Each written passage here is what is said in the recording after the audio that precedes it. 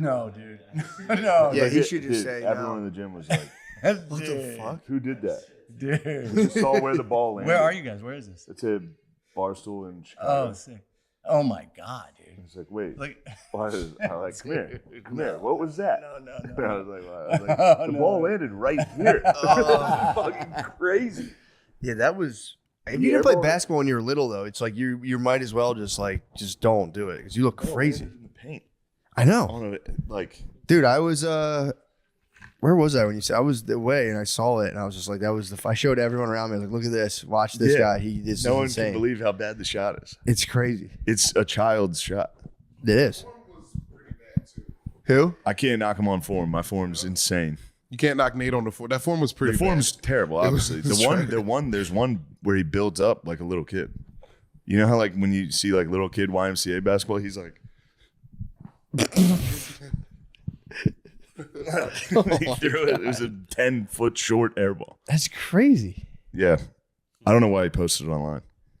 Probably wanted to beat you to the point. He probably wanted to control the narrative. I swear to God, I told him, I was like, I promise I won't. Yeah. And I wouldn't. Damn, why I know did you guys believe I would. No. I wouldn't do it that. was He probably was just afraid, dude. burning. If somebody was like, I really don't want that out there, I would never put it out there. Yeah. I An air usually ball that ask. hard. I ask. The fall, I asked. True. So do you mind? Yeah, you're very mindful about that, actually. There was Because I something. get it. I hate it. Yeah. I forget there was something that and I was like, I forget what it was. Yeah, you asked, and I'm like, oh, it's nice to ask.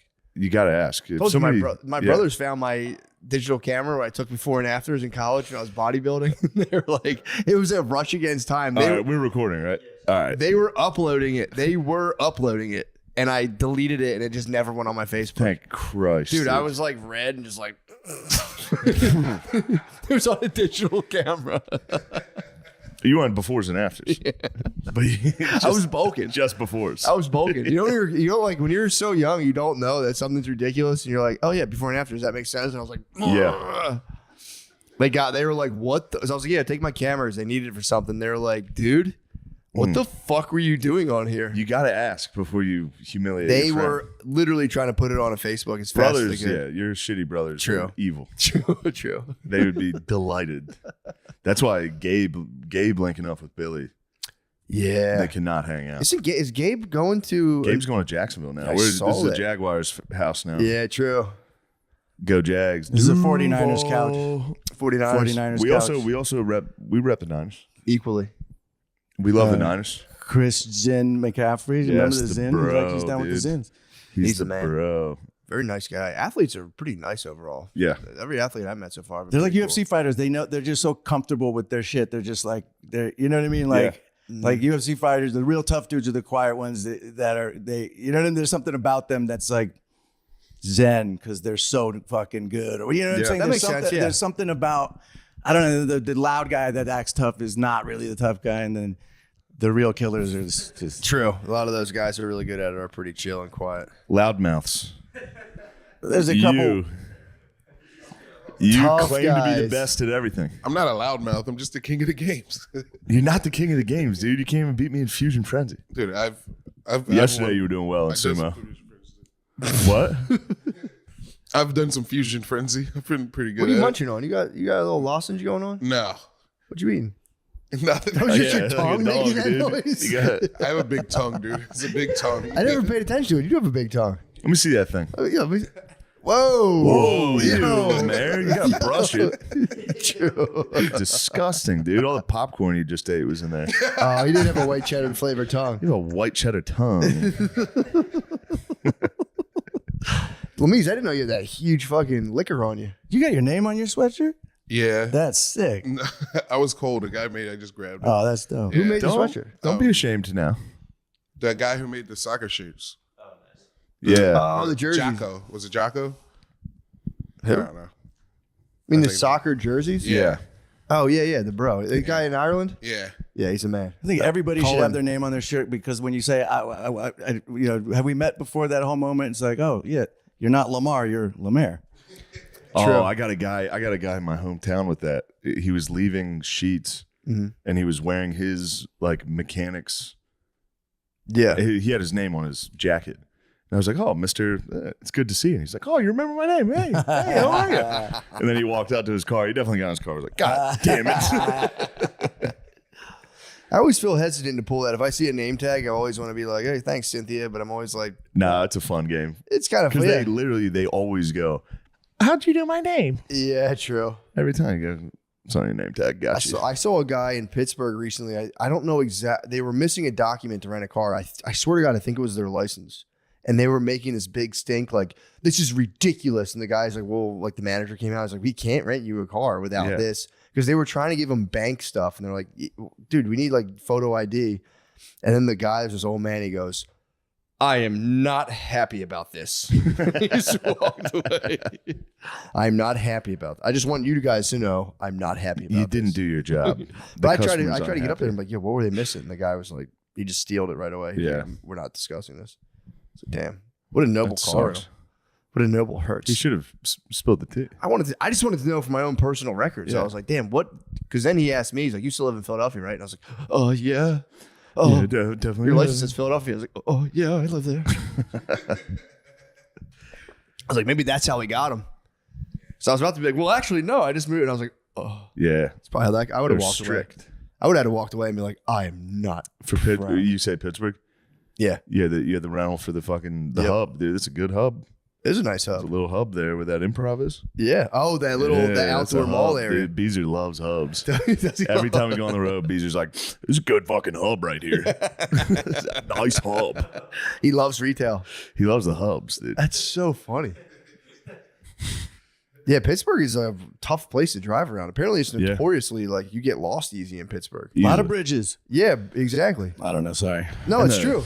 And the ramps on those fucking bridges are crazy. Yeah, dude. It's like literally, it's like you're on like almost a highway, and then you have to take like a sharp right. Dude, it was pretty. Yeah. And then like I was like, all right, let's just like good insight, Shane. I looked at the college area on a map. I'm like, let's just go eat. Like, we'll eat some food. And I was like, we'll just go to the college area. And I was just like, dude, I got to pull over. Like, put Oakland? A fucking thing in. Yeah. Yeah. I was like, put a place in. I can't. I was like, because then you go. I was like on this level of like a little hub, and then I made a left turn. And I was underneath it somehow. And I'm like, dude, where the fuck are we? You got to just stay in the hub when you're at the Pittsburgh. True.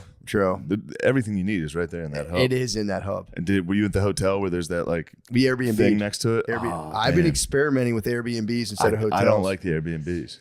It's nice having. You like cooking. I do like cooking for myself, and it's just nice. Like, dude, I cook and then I'll like clean up. It makes me feel like I feel like an alien when I'm in a hotel room by myself. Yeah. I get a lot done, but I'm just like in those hours where I'm going. Bro, in New York, I was in the same hotel room for 2 weeks. What? It was crazy. Did you start wearing a robe at some point? The robe they give to Gen Pop, I never fit in. True. I got a request ahead. I go, get a big guy's robe. I look like Lemaire in that St. Louis video. Sometimes the Airbnbs are weird because like they'll have they just had to make a law with the camera. They can't have the cameras anymore. You saw that because they'll have their security camera and they can watch you in the house. What? And yeah, they outlawed that recently or made the rule for Airbnb. But me and my friends had one out. My friends came to visit me in Joshua Tree and they rented one and like. I was smoking a cigarette out back or something, and they called and they're watching us. You know what I mean? And like no smoking outside. Like fuck, like that's fucked it's up. Weird. You're watching us the whole time. This night we can't. Weird. They get a little Orwellian every now. But why? Yeah. They can't have them in the bedroom, can they? Because if so, I want some of that money because I've been putting in work in those Airbnbs. Does that mean jacking off? Yeah. Dude. I might be on OnlyFans right now. The hotel, I thought of you. Lonely fans. Yeah. I thought of your sexual prowess. Really? My hotel room this weekend in Chicago had at the base of the bed, like just a piece of, like just in one corner had this like elevated, like hard part as the base of the bed. I was like, damn, dude. A runner start. Matt could get a little fucking track start right there, put his feet on the bed. I mean, that's my dream. Well, before we put track, like what? Yeah, like because my thing is I stand off the bed. Oh, you're a stander. Standard. That's where I try to get to. But then my old house, I had the baseboard right near my bed, so I could push off the baseboard. I mean, I was unstoppable. This had just a corner baseboard. It was nice. You would have. I was like, Matt would put in work. Yeah, why don't I can get a bottom put on my bed, right? What the fuck am I doing? Yeah. Next, after that, you get some swings. I'm like a fish on land, man. If I'm laying down in bed, I'm like. The what? Yeah, you can. Once you install something for your feet for sex, you're on the fast track that just masks and swings and. That's true. One of those little fucking like ramps. You ever see those? Oh yeah, the fuck ramp, the cushion ones. Yeah, that's nice. You Is gotta that, get is that what they're for? I might get you one of those. I thought they were pregnancy pillows. There's like a fuck ramp, or It is it leads like to a that. ramp pillow? Yeah. It's for the comfort of the lady. Lemaire, you are fucking You put filthy. it under their hip. You give them a nice good yeah, angle. It's you a are fulcrum, filthy. basically. Is that for them from the back so their ass is in the air, or is No, it for You can do that. You can lay them flat. You can multi-purpose? You can You do can the do whatever front. you want. You usually want a thin pillow if they're laying like a flat pillow. Are you if talking they're about putting a laying on pillow under their butt? Because I heard that you put a pillow under their butt and it angles them That's up. so nice. you hit But it. then Yeah. you use that pillow. It's fucking disgusting. Sleeping it face down, dude. Trust me, I do. I'm gonna get everything out of that. You're just wearing it over your head, the pillowcase over your head. Yeah, there's a Japanese word for the moment of clarity after you have an orgasm because they believe that you shouldn't make any business decisions. Some think that is it, but it's because like after you nut, you're just like, "Fuck, what was I thinking?" Well, I just like you, and then you have them like they like don't make an investment or something, like rub one out and then see if you still want to buy that car or invest in that stock because you're not thinking right. You're fucking caveman. You guys brain. are. True. You guys are operating on the same algorithm. It's true, dude. We absolutely are. That's what I was hanging out with him today.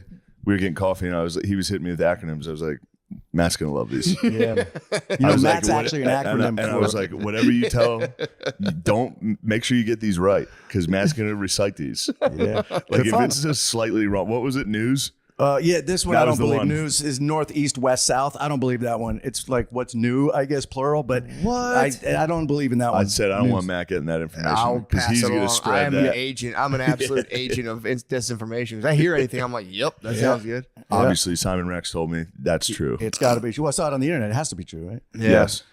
There's another version of the post nut clarity where it was what is it? Post coitus animales tristem. It's like after sex, every animal's sad.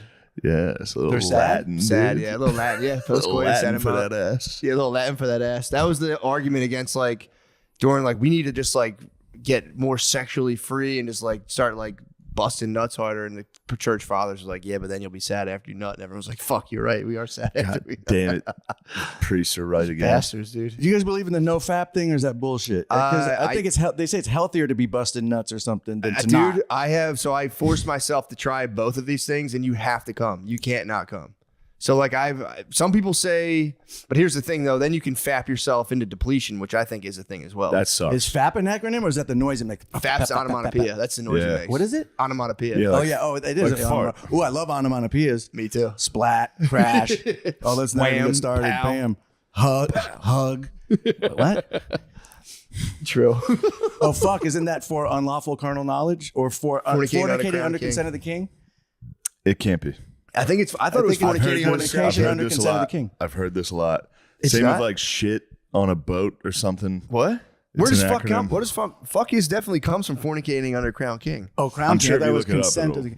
Oh, and then posh. The term posh. No. You know, in England they'll say, "Oh, you're posh." It means Yeah. port out, shore, starboard, home. It's like the rich people had the better view when you're leaving on one side of the boat, and the poor people didn't, like on the Titanic or something. So Yeah. if you had money, you're posh because you had the better boat side, leaving and coming into harbor. Damn, I didn't know that. Yeah, now you could have that one. A fake one of these is the what is it called? The upper crust. They claim that was when the medieval lord would cut the first slice of bread in the morning. But then that got debunked on me recently, and I was kind of like, I think most of these are. I don't believe them. posh. Posh makes sounds sense. okay. The fuck, I don't believe it. What does fuck come from?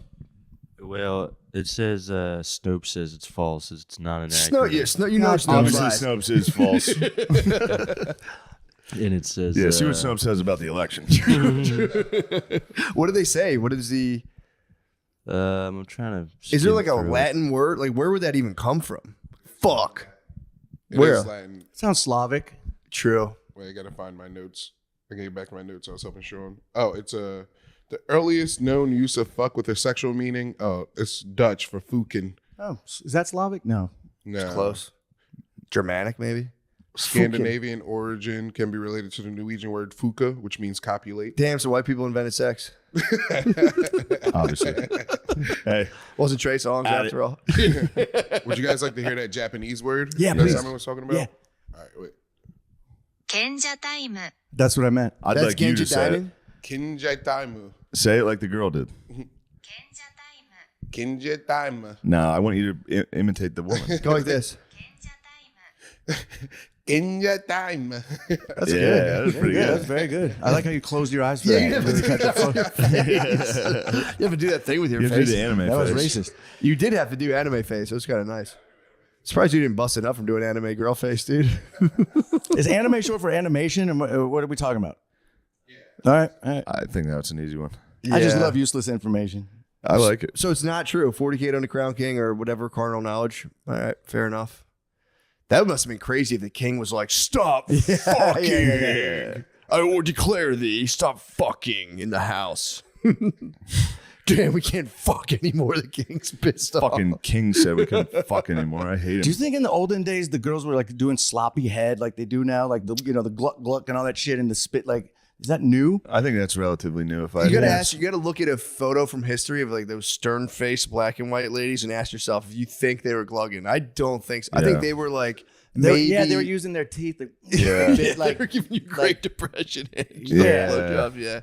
I remember the teeth in like the 90s in high school. Like she used her teeth. That was like a thing. You never hear that anymore. Yeah, that was a hard you charge. can run into that. Yeah. some teeth. You can get some I don't wanna choppers. You, run yo, you can catch an Invisalign, BJ too. Oh, Madone. You like that little protection from the It's a teeth? little teeth guard, yeah. Yeah, it is nice. But then they can kind of fuck with a little bit of the roof of the mouth. So, but Invisalign, I'll catch an Invisalign, Beach. My wife's got that fucking line. I'm not bragging. I got her some That's Invisalign. very good. As soon as the Patreon got decent, obviously got my babe some Invisalign. I'm gonna fix your teeth, another honey. fun. We did it. Um, Yes. Another fun, another fun useless game is products that are so popular that you don't say what it is. Like you say Band-Aid, not adhesive strip. Yeah. Or you say Visine, not eye drops. Or you say Oh. Kleenex, not tissue. That's when you really got it cornered. When you have your product be in the lexicon as the word, you got a good product. Damn. And then people there's do that regional with ones like Coke? people say pop or so like People Coke. say Coke. People say Coke for And they're like, soda. what kind of Coke or do you want? Pop, right. Or pop in the South, it's Yeah. pop. Yeah. But that's an interesting one too. Like I didn't know Xerox, Band-Aid. Velcro is one. Zero, you know, I don't know what the Velcro word would be, but it's a product name. Yeah. Yeah. I didn't know Teflon. Band-Aids were brand name. I thought that was Q-tip. You wouldn't say cotton swab. swab. You'd say I want a Q-tip. Isn't that fucked up? You're not supposed to jam those in your ear. You're not supposed to use them at all. But it feels so What good. the Why would fuck they is do the that? point? Yeah. yeah, Yeah. doctors will tell you don't use those. So what are they for? Like Maybe you just could just clean? get not in the eardrum, just the other areas, I guess. but not in the drum. It fucks you up. It might be not be bad in the beehole. For what? Just clean, just a last, getting in there. just to see what's up. Yeah, I rent a place in LA that has the Japanese toilet with the bidet. Man, what a life changer, man! It is truly like once you get that, it's hard to go back to just dry wipe with some Charmin. It's like healthy. It's healthy. Yeah. It's good. It's good stuff. What? What do you mean? The animals? I was just thinking about the Charmin bears. With the the Oh. Just crumblies dry all over wiping 'em. their butt, dude. Oh yeah. Yeah. Did you install a bidet back there? No, I got butt wipes. Oh, the You wet, flushing wet them? wipes. Flushable Don't let wet him wipes. flush them. He's gonna clog your. That's what's going on with the plumbing, I'm sure. That's the problem. You over- cannot flush wipes, dude. I'm over there. It's a different There's guy. flushable wipes. What the fuck are you talking about? There are, but I've even heard from a plumber, don't flush the flushable What were you wipes. supposed to do with them? Put shitty ones in the Throw them in the bin? trash can. Really? Then you throw toilet paper on top so no one can see that you viciously wipe your ass. Jeez Louise. You hide them from the world. Or you could start have a little weekly bonfire. Just toss them in there. But yeah, I mean, I was flushing them all willy nilly, and a plumber came to my house like, bro, stop flushing these things. They clog everything. I was like, what about the flushable ones? He was like, I wouldn't do any of them. You know, bonfire is French for a good fire. Sorry, I'll stop. No, For I real? like it. Is it really? No, I just Damn, man, come on. Where does you know I'm barbecue gullible. come from? I was thinking, where's that origin? Barbecue. What the fuck is that? A American barbecue? Where? I'm sorry, guys. I'm You not, looked I'm it not up. smart. I love I'm not etymologies. smart. No, I just it- have questions. I love that stuff. Etymology's fun. Etymologies. I'm gonna fuck you. You know what? Barbacoa? Let me have Oh, it. barbacoa. Yeah, that's right. It is. Barbacoa. Is that Spanish? Spanish, yeah, 17th century Spanish. Okay. Do you know about let the cat out of the bag?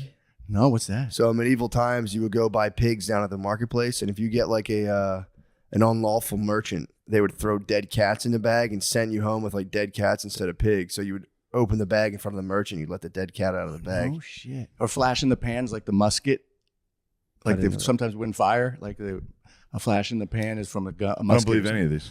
You could look that one up. Cat out of the bag's legit. Flash in the pan's legit. I just don't believe it. They're all from England. Anything that's like this is from medieval etymology. It's like there's no way. Where else would you? Who would come up with letting a cat out of the bag? It's definitely not medieval. What I mean. Flash in the pants, correct. Thank you. Flash in the pants, correct. Thank what was you. the other one? Thank you. Sorry, Cat out of the bag. Etymology for 400. The phrase refers to the whip-like cat o' nine tails, an instrument of punishment once used on Royal Navy vessels. Fuck. Oh, it's a cannon. There's got to be a deeper meaning. If you ever hear that it's fucking medieval, like, oh, there's no way it made it here. What about knock on wood? I think that was to warn the church of invading Germans that are going to butt fuck your family or something like that. Really? I don't know where knock on This is wood fun comes though. It is nice. from. Etymology guessing is nice. One common explanation traces the phenomenon to ancient pagan culture, such as the Celts, who believed that spirits and gods resided in trees. I can see that. Oh, so you knock on the tree, the wood of the tree. I didn't know that actually. I just was like, yeah, that's just how the universe works. Yeah, you gotta knock on wood. Yeah, I never once questioned that. I was just like, man, obviously they do this. Damn. Now I'm thinking of other ones. How was Chicago? There you go, the mayor with the topics. True. How was Chicago, Shane? Oh, on Oh, yeah, T-Swab. you guys have been casting. Oh man, you guys have formed a podcast? Oh no, dude. So when you, The Kings of Austin. Shane, were Playboys. you like funny when you were little? Yeah, dude. So were you like always funny, or was it just like when did you get into comedy? All I'm. I mean, How do I you don't come know. up with this stuff? Chicago was sick. Nice, dude. I came up. I got Oh, a. con man was put the on other- a clinic on Sunday. Did he? He went to brunch. He was drinking. What? Boy was day drinking Who are we talking before a about? show. Frank Chris O'Connor. Chris O'Connor. And I was like, dude. He was like, come on, meet me. I was like, all right, I'll have like 2, but we have a show tonight. Like, Yeah. can't keep this. He kept it rolling from brunch until the show. Did he do a good set? So before we go on, he's like talking to me. I'm like, oh my God, dude. You're fucking hammered. You're hammered. And then right before he went on stage, I saw him chug a water. I was like, that's not going to work right now, you fucking idiot. But then he killed. He got on stage and he killed. That's awesome. Yeah. Do you guys have a formula of like, okay, 2 beers and I'm in my sweet spot? Anything more or less? Is there like Yeah. a amount? Because I know when I used to do a show, it would be like a shot of tequila and a beer and I'm in the pocket. And that Yeah. was no more, no less. Try not Yeah. to do more than 2 beers before a show. Yeah. Yeah, So, I'm so like- you're still in control, but you got a little confidence, a Yeah. little liquid courage. I'm but one, you're not at it. one per show, if any. One beer- Sometimes a I'll beer? do Are you a none. beer guy? I'll do a tequila soda. Yeah. But Tequila. yeah, a lot of times I'll do no. The first show, couple shows, nothing Do you at all. smoke before shows anymore? No, weed is off limits. Weed's your Yeah. enemy for Oh, that. I can't do Yeah, that. you start to used feel to. like everyone's looking at I me. used to try it. I can do like when I did the bottom of the barrel last week. Yeah. Sean obviously again peer pressured me into smoking weed with him, so I got pretty high and did bottom of the barrel. But that's different. It's like that's like you're picking Yeah, you're- topics out of a You're hat. farting off. Yeah, you're farting off kind of. It's improv. Right. But like trying to remember joke, like I would like get high and do stand up, and like people would laugh, and I would just forget what I was doing. I'd be Like Jeff Ross is the best at it. He's just so high and it works, and it's just like some I guys don't can have- do Some it. guys- Some guys Soder- can just be Soder's so high. high as shit Yeah, a lot. I can't do it. I'm too like I'll start Big like. J. Let's give it up for Soder, by the way. He's having a good moment. I'm happy Soder's for a it. fucking man. I'm not. I don't know the guy, but I'm a fan, and it's cool to see him having the. He's the this best moment. guy. He's the nicest he's, dude for He's a real. 49ers fan, which I really He like. fucking rules. Yeah. And he's the best. Yeah, He's that one of the special best is at very stand-up. funny. I feel like I messaged It's his him, moment. like, He's "You're having a moment." Fucking asshole. Why? As the special came out, I was like, I haven't seen it yet, but I intend to watch it. And I just felt like a dumbass. Dude, it's crushing. His It's numbers. so I watched funny. those numbers go up. Like Yeah, I told I you guys, I'm a watched it. fan. I like seeing it, and Yeah. yeah, he's killing it. Danny Sodi's Fucking alert. man. It's legend alert, He is. legend in the making. His voices too are unbelievable. Yeah, he got a good. He could be like a sports analyst. He got the voice. He's got the voice. He could do sports, Yeah. like some type of commentating. Yeah, and then he's a keen impersonator as well. He's The best. Very, His very good. Chappelle's crazy. yeah. Yeah, Chappelle's very funny. It worked. It tricked the person. Go get me a cab, Simon. Sorry. So, what year did you get into the music industry? I'm actually curious. I'm genuinely curious. So about it. okay, so here's a little fun Yeah, let's story. go over the career real quick. 'cause Okay, it so always- basically, I Was it MTV so, first? So I started. Okay, yeah. So I was living in New York City, And they were back when MTV VJs was like the only like cool gig to have for like being I guess not an MC, but what's the term? A host or whatever, was MTV. That's the gig you wanted. So a lot of, everybody wanted that job. And I remember I was living in New York and they were always looking for new talent. And I was doing male modeling in New York, and there was a male supermodel named Marcus Schenkenberg. He was the number one male supermodel at the time. He was a guest on a show called Get Late with Kennedy. Kennedy's now on Fox. She's like that, she is. Anyway, she had a talk show. And he couldn't do the rehearsal, so that my agent was like, Simon, you should go to the rehearsal. I bet you'll get a job out of this. So I went in and filled in. So for the rehearsal, they could say, what kind of questions do you ask a male model? And me and Kennedy were riffing, and they go, hey, do you want a job as a VJ? And I remember saying to them, I have no music experience, no journalism experience, and I've never done anything like this. And they said, perfect, you got the job. And I was overnight thrown into live on MTV with the red light. This is 96. And I don't know what I'm doing, but over time, I had to do the cue cards kind of like that at first. And then after a while, or teleprompter, and then after a while, I just started riffing and got comfortable. And I'm interviewing Howard Stern and Jackie Chan, and everybody came through MTV, actors, rappers, whoever. And I just met everybody. And Gus Van Sant, famous director who did like Good Will Hunting, he saw me and he goes, I want to audition Simon for Good Will Hunting. So I went in and I read with Matt Damon, and I sat there reading the lines like a robot. I had never acted. And Gus Van Sant stopped me in the middle of the audition. He goes, Simon, I have to stop you. This is the worst audition I've ever seen. And Matt Damon just looks at the ground, starts laughing. And I'm like, yeah, I've never done this before. He goes, you should go to acting school. You have something, but you're not ready. So I listened to him, went to acting school, and then I just started booking everything because I was on MTV at the time. So I was like, and this is back when Warner Brothers, the WB was the thing, and they were giving out holding deals and development deals where they'd give you like 6 figures to hold you to put you on a show. So they gave me a holding deal, and I bought a fucking house in the hills in LA. They were throwing money around. This is like 2000, 99, 2000. Yeah. They put me on like 4 different shows. One was called Felicity. One was called Jack and Jill. I did one with Amanda Bynes. I just did all these WB shows, and I was crushing. Then I did Scary Movie, and I was making a lot of money, and I was making music, my dick, with my friends on the side. And we got signed to Interscope Records. And all of a sudden, the Chili Peppers were like, hey, will you guys come on tour and open up for us in Europe? So of course I do that. I go to Europe with Mickey Avalon, and we're opening up for them, getting booed in front of 50,000 people in Poland. They're just throwing shit at us. We're dodging shit. And the Chili Peppers are on the side watching us going, yeah, you're paying dues. And my agent would be calling me up like, yeah, we have a audition for you. I'm like, yeah, I'm in Poland. They're like, what are you talking about? What are you doing? I'm like, I'm doing this rap thing and it's awesome. They're like, we're going to stop working for you now because you're not even here. So I turned my back on Hollywood to do this comedy rap thing. And then a few years into it, I go, oh shit, I fucked up. I can't do this until I'm 70. I should have stuck with the acting. So I got stuck with this persona of Dirt Nasty that was like a joke, and it was fun. But now all of a sudden I'm 40 years old on tour, fake drinking, And I was like, fuck, man. And I created a monster, but it was paying decent, but I just didn't want to do it anymore.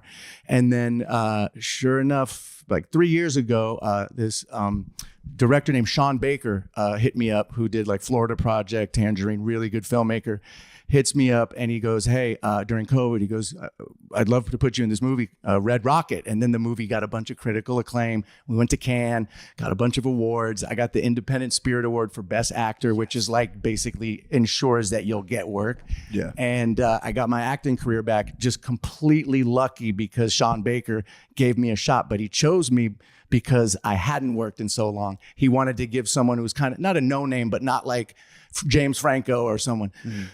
So he just believed in me, gave me a shot. He's like, dude, you should be working. I don't know why Hollywood doesn't hire you. I explained why. And fucking sang my dick. Yeah, exactly. I left the fucking a good gig to do my dick on the road, but it was so much fun. I was having so much fun doing the music shit. Yeah, it was awesome, and I got to live this rock star life and be on the road. And it was like an improv comedy music show. I was having a fucking blast, but it just became very, as you guys know, the road is no joke in your 30s into 40. And then, yeah, because of that movie Red Rocket, Bupkis, that's how we met. I'm shooting a show called Mo right now in a Netflix show in Houston. I just had a couple of days off, so I came here. So that's the cliff notes as to the crazy, fortuitous, not planned path that it just happened. You know what I mean? It was just kind of a lot of luck, A lot of right place, right time. But it all started with Gus Van Sant saying, you're not ready for this, but go study acting. That's pretty cool. I never would have been like, I want to be an actor. I never would have been like, I want to be a VJ. I wouldn't be that delusional. I don't have that much confidence or that much delusion. I've done so many auditions where it's like, you can see, or just tapes. Yeah. I didn't know you had to memorize the lines. I'd literally go into things and be like, haha, what about this? Hey, who are you? But you crushed Bupkis. You crushed Bupkis. It was fun. Yeah, that was a fun set. I mean, that was a loose fun set. I don't know if I can act for real. I bet you could. Memorizing You're a good lines actor. is crazy. You'd have a lane. I'm the new Quentin Tarantino. You could play football coach, remember? I'm in the new Quentin Tarantino. Are Yeah, you I'm really? the lead role in the new Quentin Tarantino. Wait, is that what's going on? Is that What, Django too? Django too. Chain him up. Get him back. I'm the guy who catches Django. I go, come here. What are you doing? You just want to drop N-bombs. Yeah, That was the first joke. It was just immediately like, I'm just doing whatever it takes. This is the only path now to say the N-word. No, you definitely. I have to be in Quentin Tarantino. But you could do a football coach. That's Yeah. I can handle You're a that. good actor. Thanks, man. I would love to seriously study acting, but I'm so bad at it. It's the people are the worst though. I fucking don't like actors. It's like they're just like weird, so man. cringe. Most like 75% of them you just don't even want to be around. But there are some cool ones out there. But for the most part, I'm just like I never feel like I'm one of them. I'm like I got imposter syndrome. I'm like how am I even here right now? But I'll take it. It's better than digging ditches. For sure. No offense to any ditch diggers out there.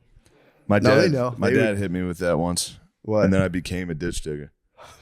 I was working for my friend's landscape. I was like, I want to do comedy. He was like, world needs plenty of fucking ditch diggers, son. And I was out over the summer. I was working. I was digging a ditch, and I was like, holy fuck, he was right. I'm literally a ditch digger. Yeah. Doing open mics. Fuck. Yeah, digging ditches is tough work. Yeah, it's kind of fun. If you get the plant, I did landscaping for a while. When I got to finally like not be the wheelbarrow mulch guy, but like be the guy putting the plants in the ground, I was like, I could see myself. Mulching's getting into this. enjoyable. Mulching, I don't when you mind it. spread it out is nice, but then I like the bags though. When you have to fucking get that mound in a driveway, no, and you I gotta like keep the mound, bag, dude. carry the bag, throw it down. Carrying the bags is nice. I need more than a cubic yard in those bags. Yeah, you gotta carry a lot of bags, but I carrying like bags that is fun. wheelbarrow, bro. 'Cause then you get to beast mode the wheelbarrow. Yeah, you get to try to run cut with sleeve, show the shoulders popping. it. Yeah, let the triceps Come out. on, man. Yeah, Come dude. on, bro. Although hoofing them on your shoulders tight. though. Shoulders, not. I'm a shoulder What man. would you say if you had to vote wheelbarrow versus bags? You mean over the shoulder or barrel? Yeah. They're both good Rocky workouts. Like I'm And going you get wheelbarrow and you for get the over. box cutter. You get to split it open. Dumping it out's fun. Yeah, I've been doing construction at my place in Joshua Tree and mixing cement and pouring it, and it's fucking very fulfilling. And you do feel it, and you're getting a workout. You're literally carrying cement and doing that shit. I would say the wheelbarrow, you're getting a full workout: core, legs, arms. If that's the intention Yeah. here, we're talking about getting ripped. Yeah. Wheelbarrow. Or just showing off for a lady who's Showing not off for a watching at all. housewife. Yeah, that's- housewife who's an not Because you- watching. imaginary housewife that you Are you haven't doing seen. gardening now? Are you because you live in here? You have a house and you're doing yard work. I do. I haven't done it myself. I've like fantasized about like I'm gonna just replant them, and as soon as it comes around, my wife's always like, "What are we doing with this?" And I'm like, "We'll have someone do it. I'm not gonna do it." Yeah, But It's very fulfilling. One time when I lived in the Hollywood Hills and I had a yard and I grew my own lettuce and tomatoes. That's and when you nice. make a salad from your own shit you grew, that's pretty fucking awesome feeling. Not quite starting a fire, but pretty awesome. yeah, I used to grow starting peppers. a fire is nice. I used to grow peppers. Growing food I can get into, but like I just wanted someone to come make a nice like a landscape garden. Yeah, Yeah. landscaping. Landscaping, yeah. Get the lads up in there. I was wondering too what they do about construction here in the summer because it's like 106 degrees. The lads. That's what I asked the guy. and he- Literally nothing. I literally asked the roofers. They had to come because Yeah. there was a hailstorm before we moved in, so the insurance covered like a new roof. And I was like, "Yo, what do you guys do for the summer?" And he was like, "Bro, these fucking Mexicans go through everything." And I was like, "Oh fuck." all right." I would have been a roofer. That was my family business. My Really? mom's dad, my grandpa, they had a roofing business in Newark, New Jersey, Elizabeth, New Jersey. So had my mom not moved to California to be a hippie, I would have been working for my family roofing thing. And my uncle, I remember telling me like, in the summer of New Jersey, roofing with the black tar is the worst job you could possibly dude. imagine. just reflecting heat and just like, Yeah. oh, And they do that big torch too, where they torch the roof and like seal it on. So you're carrying on a roof a big like a flamethrower all day, just going. I did a carpet cleaning job. I worked at a potato sack factory. I drove forklifts. I was really good at forklift driving. We'd have like contests to see who could like load the That's shit the awesome. fastest. Carpet cleaning, that was a humbling one. It was, that's why I think I appreciate what I do now, because I didn't come from money, so I had to do real jobs. Paper route when I was in like middle school. I worked at a gas station pumping gas. Well, in California, you don't pump gas, but sometimes you would pump gas. And I remember all these hot older moms would come and like flirt with the guys at the gas station. And it was like out of a movie, like the moms would come to the gas station and you'd be in the thing, your outfit all greasy, and it was like some erotic kind of thing. That's Damn. nice. That's erotic play. I never got my pickle wet or anything, but it was still cool to be like the guy. I felt like the guy with the mechanic. But the potato sack factory was crazy, because basically, if you ever seen a potato sack, it has this is so boring. It has the little holes in a bag, right? And if you buy a potato sack, those are called perforations. And after a week of the machines cranking out these potato sacks, they accumulate fucking so much perforations, and we'd clean these machines out for $10 an hour under the table in Oakland, California. It was like seriously like labor. And I'm just glad I don't have to do that anymore. Yeah. So when I got to deal with an annoying Potato actor, sack I'm like, I'm factory not is tough. fucking cleaning potato sack factories. How did you get into the male modeling? I was dating a girl who was a model, and I was sitting in a waiting room once while she went in for an audition, and I was sitting in there, and they came out and they're like, what about him? We need a guy. And she's like, that's just my boyfriend. He works at a restaurant. And I got the job. and that's how I'm sitting here right now. That's awesome. Again, not by design or not by me thinking. Just you hanging out. I was just hanging chilling. out. Just hanging I out. was just You're hanging chilling out. in the right place at the right time. Right place, right time, dude. I got very Damn, that's very awesome. lucky. What? It's crazy that you were just sitting there like, whoa, we got to get this guy. Yeah. That's What a fucking handsome crazy. fucking Yeah, guy. you got to start doing that. Hey, what are you doing, man? What do you mean? Step Whoa, on okay. it. Just Date go to models. male modeling auditions and just sit in the lobby. You should. Someone's gonna go, wait a They'll know your fucking name with minute. your sweatshirt. Maybe Dove soap will be there. But that's what I'm sure you get this too. When people ask me like, hey, I want to get into the entertainment industry, I just want to be like, dude, you don't. Like, it's a lottery, dude. That's like saying I'm going to go to Vegas and hit the jackpot. It's a lottery. Yeah. There they go. What should I do for comedy? I'm like, I don't know. Yeah, right? that's the best. Like, what do you see? You don't want to Buckle be, you don't down want to for crush their 30 dreams, years and pray to God. right? Yeah, like, you got any tips for comedy? It's like, no. I You swear just to got to God, put in the no. work and sacrifice. And All you can do is do it. That's right. Yeah, so I always tell people like, be prepared to do like a 20-year shift that's pretty miserable. They're always like, wait, what? I thought I could like do the algorithm. I'm like, oh. You can try. Try. But everyone's doing the algorithms. Also, get ready to be like the weirdest 30-year-old guy in your life. Which is what the reels is that the algorithm, the reels and the Yeah, I think people think there's like a thing like, I'm like uploading a podcast once a week, so I'm like, what's next? I'm like, I don't know, 14 years of Yeah, that's just it. drudgery and misery, and which probably might not even pan out either. they don't like it. It's like Yeah. It's like, I don't know, man. I don't have any good news for you. Someone recently, I won't say who it was, but a comic asked me what your guys' secret was. I was like, I don't know, really dude. have They're one. just funny. We don't really have a secret. I know. That's It's all usually I felt farts and bad. whacking off. Yeah. We sucked Diddy. That's what it was. We did suck Diddy. Suck Diddy. True. Lemaire, I'd like to get into what's up with you. What are you doing? Me, Yeah. I've been chilling, dude. What have you been doing since I've been gone? I don't know. I've been walking You've around been missing you. ruling the He's been king of the roost. castle. Yeah. We did watch the fights here, and I kept telling Tommy to come to Lemaire's house, and he was getting so mad about it. He's like, Oh, "You yeah. need Tommy and change." Chris are down here. Yeah, yeah. We'll see him tonight. Yes. Oh, nice. Yeah. Are they doing the show too? Yeah. Oh, we got a big ass show. Yeah. Fuck, now I want to go to the show. It's gonna be a fun show. But you Sydney Sweeney comedy You can show. headline. I was Good gonna say, you problems. can headline if you want. know, watch, he'll kill. I don't know. I just showed up. I actually tried stand up a few times, and sometimes in life you got to find out who you are by finding out who you're not. And I was like, okay, I'm not a comic. This ain't me. But I bombed a few times in some open mics in New York and LA, and that was very painful. What was the set? Would you mind running the set? I remember back? like my first joke is in New York. I came out, I was like, New York, this is a tough town. Who do you got to sleep with to get laid around here? That's funny. That's funny. That was like one of my bad jokes. I remember I had like a little cute, That's a and then good people, one. there was odd, like that awkward pause, and then laughter at how dumb that was kind of the bit. It became that, like, really, dude? Yeah.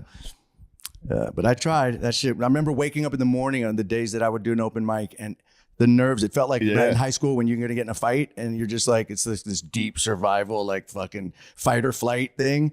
Couldn't eat. I was just like, fuck this, man. Yeah, I get that when it like I would get that thinking about Philly's Funniest. Oh God. Like I'd just be in our house playing fucking Xbox, and all of a sudden I'd be like, oh God, Yeah. fuck, Philly's Funniest is in 3 months. The worst is waking up from a nap before you do stand up, and you wake up and you go, hold on, what am I doing now? You're like, your life catches up to you and you go, fuck. It happens. Dude, Fuck. I gotta stop taking naps before shows. Oh. I keep doing it. You guys are I s- nappers? You I can s- nap? yeah. Dude, Big I'll nap. sleep for. I slept for 2 hours before the one show in Chicago, and woke up at like have to get in the car to go to the show.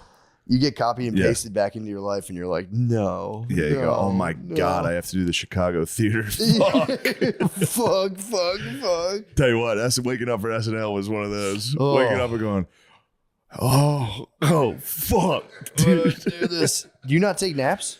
I'm not a napper. I can't do it. I'm too neurotic, too the ADHD brain. It doesn't shut up. It's very hard for me to nap. But if I don't drink coffee, it's possible. But I know that feeling you guys are talking about when I was doing the music, like that creepy hour, like 7 to 9 p.m. in the hotel room. And Yeah. you're just like, that's a lot. I was just pulling up some of my I still write bad jokes. Can I give you guys a couple? Yes. Dude. Yes. These are really bad, but that's kind of the point. Let's see what we got. Let's see here. Did you hear about the baker who likes abusive relationships? He's a glutton for punishment. That's good. What are you talking Yeah, about? this is really fucking good. Wait, Damn it, dude. What's your writing process? How do you write? I recently was a victim of a home invasion. My wife's family came to town. I got a ride You from can a publish a book of these. I got a ride from a prostitute cop. I like to call it a police escort. Did you guys hear about the Japanese sauce scam? It's a Ponzi scheme. Dude, it's so good. Are we going to talk about the elephant in the room? You mean my dick? Let's see. I have a serious drug problem. I can't find any. Classic. Is that a real? Someone must have done that one before. That's got to be on a t-shirt. Yeah. A fucking boardwalk. Yeah, right. You could get that Ponzu scheme on a t-shirt. Ponzi scheme. Ponzu scheme's Nice. awesome. Ponzi scheme. We'll end it with this one. I just did my 23andMe and found out I'm half German and half Jewish, which explains why I want to kill myself. That's good. All right, that's enough. That's pretty good, That man. reminds me, I got to write some. I have a roast coming up. Oh. That gave me anxiety today. I got out of the shower and thought about it. And I was like, oh man, Who are you everyone's going to be roasting? so mean to me. Who are you I don't roasting? know if that's out yet, but we'll figure that out. Oh, my bad. No, that's okay. You can bleep it. Who's the victim? Yeah. No, make it doesn't timestamp. matter. I don't think. Well, it's But it's, I don't know. I was just like, damn, people are going to be mean as fuck to me. you think so? Definitely, dude. It's Nah, a they're gonna roast. fear, These are like, dude. no, these aren't like our friends roasting. It's going to Nah. be like LA comic. Because you're on a roast. dais or whatever, so Yeah. everyone's fair game. You'll get so vicious though. If they're mean to me, That's what I'm saying. I'm not going to tell a joke. I'm going to be like, yo, for real, everyone hates you. No one, what I'm saying. no It's one gonna- respects you at all it's in gonna be comedy. so you funny. fucking loser. I think they're not going to do it. I don't know. I'm thinking maybe I shouldn't do it. Dude, it's going to be the funniest thing of all time. You might break the internet, dude. You might I'm be cat. good. You People might are going to be realize cat. I'm not good at roasting. No, I'm just dude. being honest. I know, but that's why it's, dude, well, You got Ari Shafir pretty good. That was mean. I shouldn't have done that. the skanks, that skanks, or that was, Yeah, whatchamacallit? skanks. That was was Lewis's so roast. fucking funny. You're a good roaster. Accept it. I Accept the mantle. I It don't. it makes me sad. You want my Yeah, no, it was the delivery. Yeah, the delivery was great. Greg Giraldo was a savage. He Yeah. fucking was a beast, man. I watched a Yeah. lot of his roast, dude. He did Yeah, not he's hold funny. back. If I go up against if they have really good jokes and I'm just up there like, Yeah, but dude, it's such a trap door. He's like, yeah, nice roast jokes, you losers. But Yeah. you- nice roast joke. I wish you could. You're not good at stand up, so who cares? It's not going to be funny. It'll be funny to us. We'll think it's funny. No, it'll be fun. Well, I don't know. It is funny how I know you hate roasting, which is funny. I hate it. You don't like roasts, and yet you keep getting called at the fucking I battlefield. have to do them. You have. That's a good one though. I don't know. They're not. It's gonna be some bullshit. Nice. Whoa. Nice delivery with the vape. Lemaire, wonderful toss. I I'm want excited. to know what you guys have been up to. Yeah, so you true. guys have been. I've been away. The cat's been away. The mice have been playing. We've been That's playing. medieval. What you guys been up to? What have you guys been podding about? What's the topics? We've just been shooting the breeze in the garage. Nice. Smoke about 6 cigarettes in an hour-long podcast episode. It smoked 2 blunts and 6 cigarettes, and we You're just getting talked good at about podcasting. nothing. Your fake laugh's getting good. You're gonna be a good podcaster someday. We fake laugh at each other and smoke cigarettes. We gotta get you What on. else did we do? I'm not gonna try. It's the big festival. Oh, I know what you. Wait, what It's festival? South by Southwest, so we've been. you guys have playing. been buzzing around. You Is guys needed an excuse to Lemaire get out on the snuck streets and party. into the South by Southwest events with Cam Patterson's ID. Yeah. I got the What? He just no one batted it not. Lemaire, the wrestler you met, DM'd me and was like, some guy just said he was your fucking roommate. Yeah. And I wanted so hard to be like, oh, I mean, it's more of like he lives in my pool house. It's not like I have a male roommate. I like started typing it out. I was like, what am I? Why do I have ego in this? Dude, it was so also. I can't say. You can say I don't It give was. a fuck. It was a. It was a. It was a. Doctor, It was a muscle mommy. Dr. Britt Baker, DMD. She's Nice. a pro wrestler. She's champ. She's beast. He went to get pictures with lady wrestlers. They're doing a whatever thing for South by Southwest. Where they just Symposium. talked, a symposium where they talked about wrestling. Lady wrestling Did symposium. you do a lady wrestling symposium? I don't know. I don't know what it I wasn't It there. was sort of a symposium. It was her, Tony Khan, and Jaguars. What were they doing? Like that one time I landed on my pussy. It's so hard. Not her. She's not much of a muscle mommy. No, She's not much of a muscle mommy. Some of them are for, I used to watch Divas back in the Yeah. day, and I used to covet There's them some, pretty hard. yeah, oh, you covet the divas. I've been playing the video game and I started coveting the divas. I see the divas on the thing. And I'm like, she's very pretty. What's a symposium? It's a meeting of the minds. It's a meeting of the muscle mommies. Wait, am I getting that from you? Where are you talking about symposiums? Yeah, in ancient Greece, when they would drink the wine and they'd all talk, and it's like one guy would be like, "Here's a poem I came up with," and he'd be like, "Blah blah," blah. And a guy would be like, "Here's where I think air works," and they would just get hammered and Yeah, they tossed were doing theirs. podcast. Yeah, it was a podcast. They're podcasting, yeah. But yeah, symposium is it's a meeting of the minds. You just go share ideas. Is podcast a pun of broadcast? I always wondered. I don't Because know. it was iPods at first. It was iPod. That must be- Podcast, I think it's broadcast pun. Whoever came up with that, I don't know. Could be. It could be an iPod cast. Is that what it is? I don't know. Oh, Yeah, that's exactly what it is. Talk about cornering the I market. put that now. one together. That's pretty good. Not bad. You're starting to figure out life now. Now you're like, you know where Once you everything comes understand etymology, you control it. Riverbank, bank. What does the bank control? The current, the currency, Whoa. the current. Huh?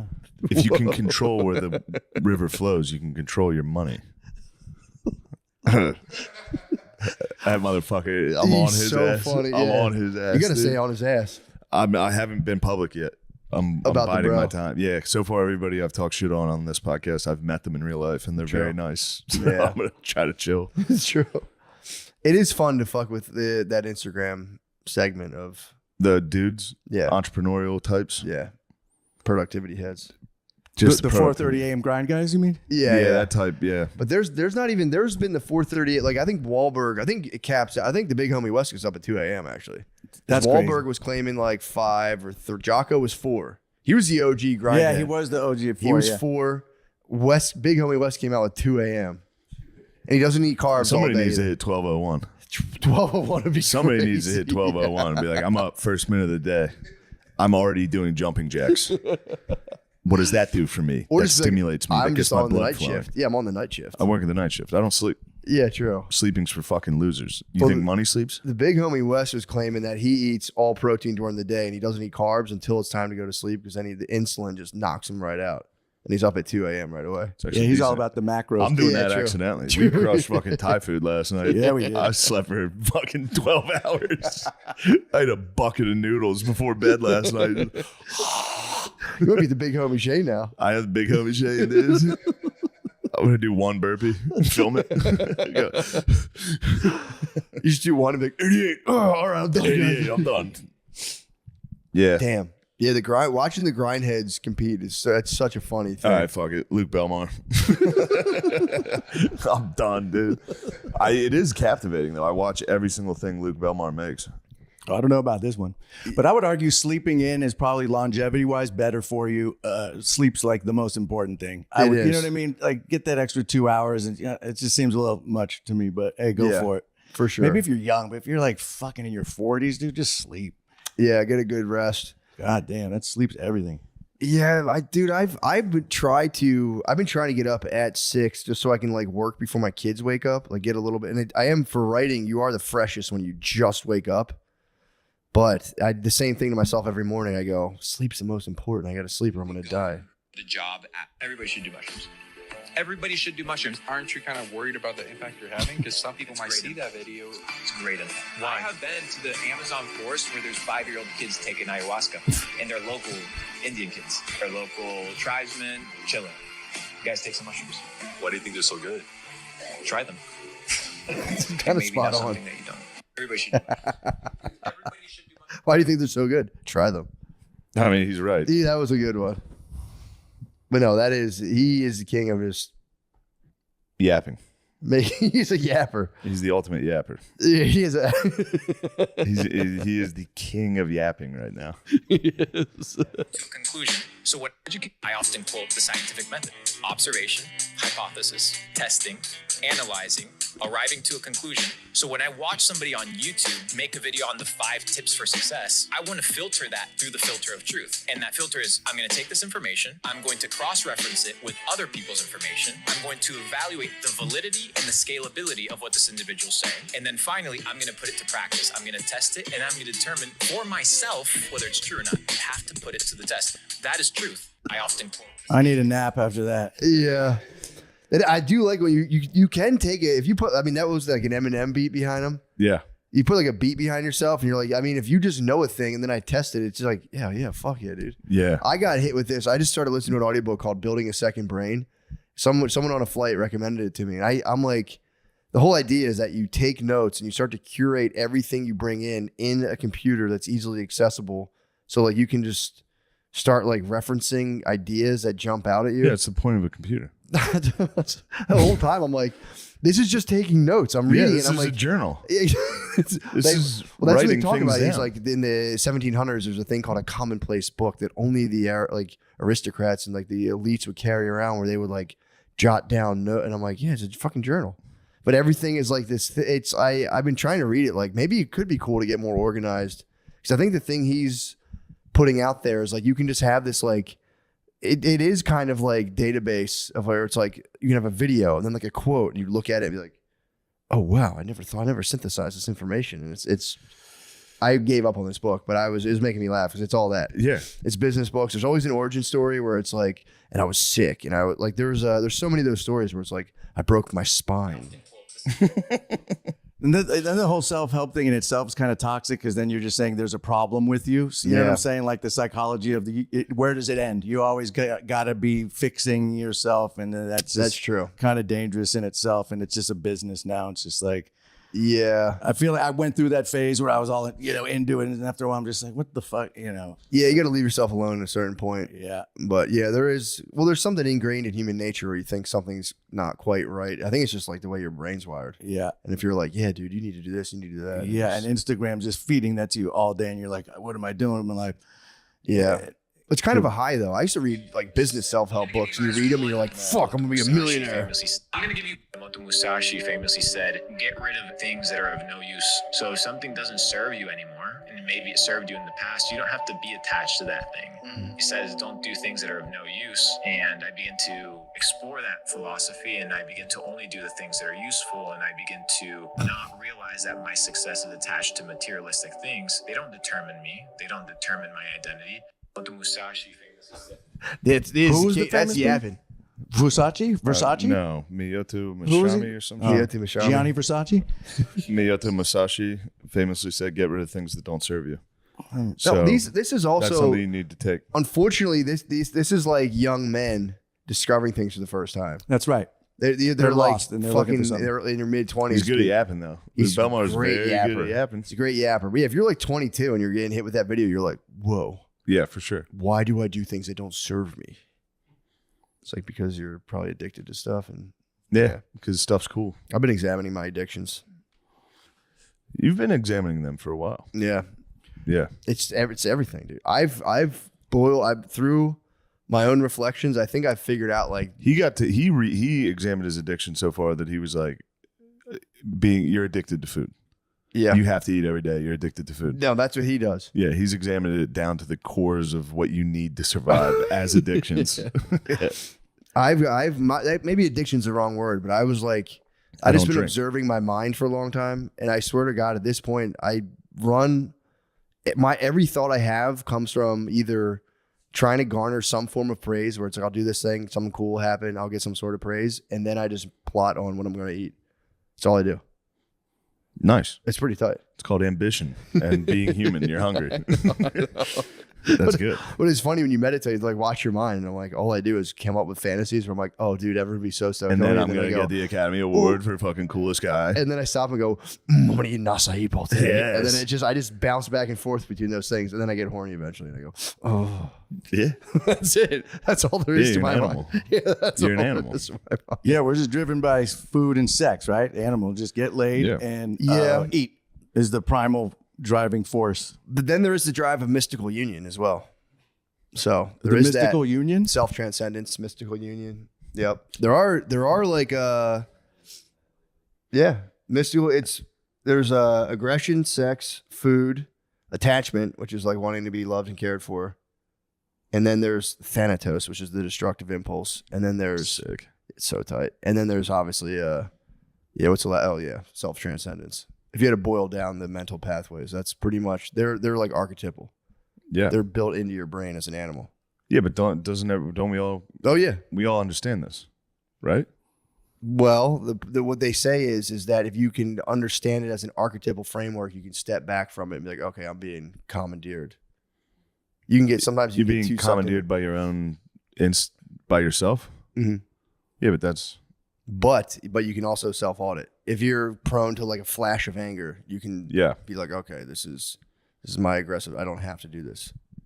But I think it's pretty cool. it is. I mean, yes, it is cool to examine why everything is. Yeah. You know, it's an important thing to understand. Yeah. Certainly. Lemaire, I'd like to hear your take on this. On what? Self-examining? No, on what was the one? Thanatos? Mystical union. Mystical drive to- union. Not Thanatos. Careful with that. I think I'm more of a Thanatos type. You like to destroy. Yeah, Lemaire's told me before. He likes to destroy. Yeah, he squeezed that frog. I'll never. Yeah, Thanatos, mystical unions. What's going on with mystical unions? Please elaborate There's on what this nothing is. going on, dude. I just feel No, like what is it? I feel like it's tied into wanting to be loved. The mystical union, but it's like with With the maker. with the maker. Yeah, Yeah. Freud called it the oceanic feeling. You guys are giving me more gibberish to No, describe the oceanic gibberish. feeling. That was the only way to describe like a wide oceanic feeling of connection with the universe. It's a universal thing that comes up in different cultures. So they're trying to figure out like where does it come from? You know, is it something that's built in? The classic example is like sea turtles know what hawks are as babies. It's built in. We're not tabula rasa. We're not blank slates. Yeah.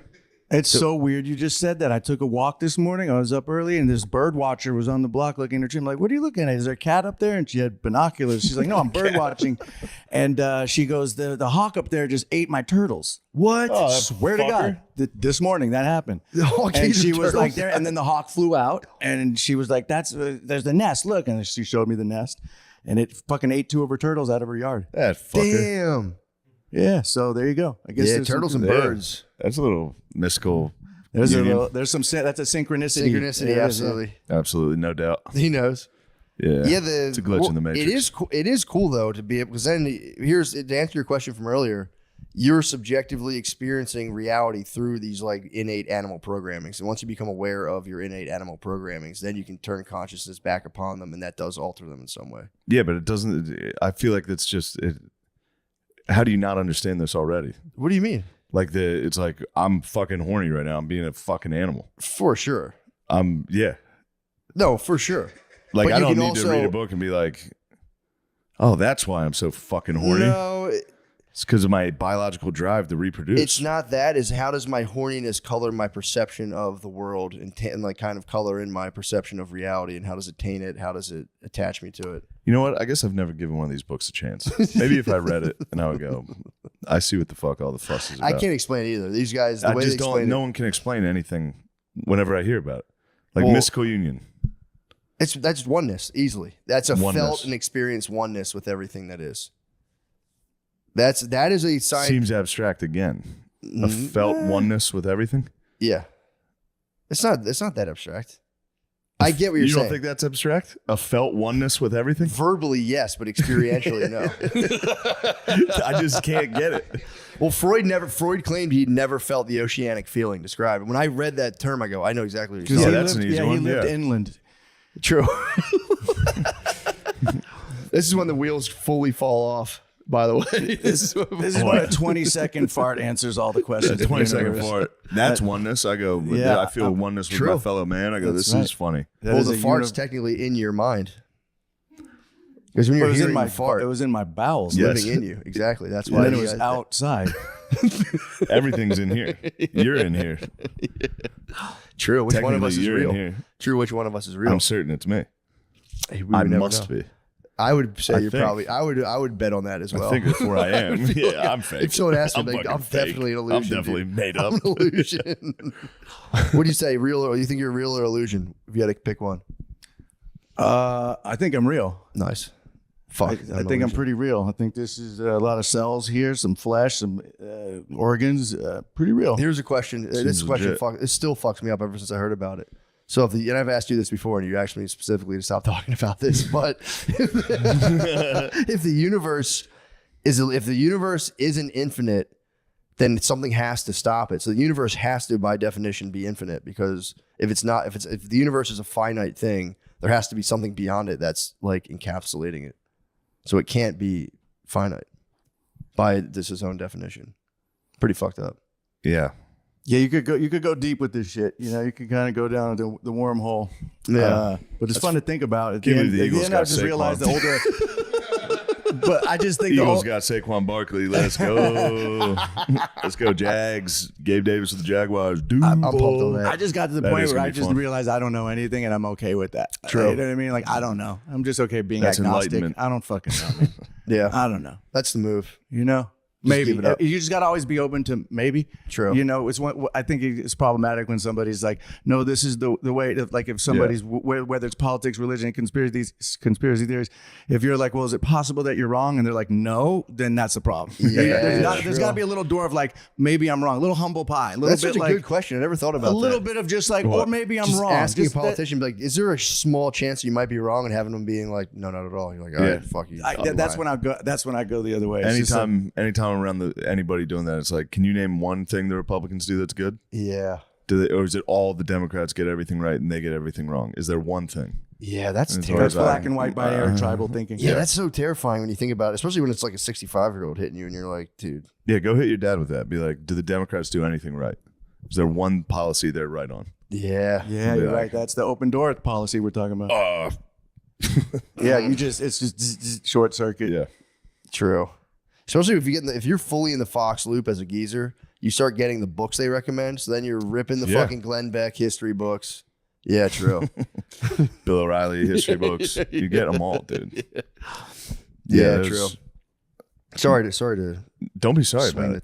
topic. You're interested in it, and I I'm appreciate so interested that. in that stuff. I dude. just it does something to me that it makes me angry. I know. I could tell. I get like, well, just like to hear Lemaire talk about the mystical union.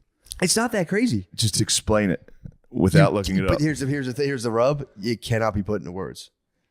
Because words are Well, not. then don't call it a word. words Don't are call not- it the mystical union. Well, the symbol points to the experience itself, so you can't capture it, but in an imperfect symbol. Isn't that what every word is, Matt? Yes, Yeah. doesn't capture the a priori. No matter what the word is, it doesn't doesn't capture the a quite priori capture it. essence. Yeah. But either way, I don't get mad. I get mad at myself for not being able to, like, there's something I'm missing because it all just seems obvious. yeah. It could be. You might have It cracked all the code. just seems obvious. You might have cracked Every the code. single one of these is like, well, yeah. Yeah, of course. Yeah. I don't know. Maybe I Yeah. don't. Well, the fact that we have an unconscious mind was not obvious to people. People were pissed when they found that out. What do you mean? Like when Freud was like, we have an unconscious. We have this like unconscious, like, it was tied to like Darwinism when it was like we discovering we were animals fucked us up. Yeah. Darwinism hit and we were just like, damn, that makes a lot of sense. Fuck. I still get fucked up about being an animal. It hurts my feelings. I like How? I We told you. are. I got really high when I was 19 and fully came to grips with the fact that I was just an animal and I had to like lay in a bed for like all night. It deflated me so hard. Of course we are. A mere beast? Yeah. What? Well, I mean, we're more than that, obviously, dude. But Yeah. come on. But we are animals. I think we are, yeah. Definitely. What do you think? I don't think we're animals. Definitely We animals. evolved- I don't think we there's are any- the How did we get evolved so animals. What else are we? smart? How Fucking do we get so plants or goddamn smart? fungi? We're We animals. separated from trees 500 million years ago. How did we get so damn smart? Allegedly. I'll go there. That's a big allegedly.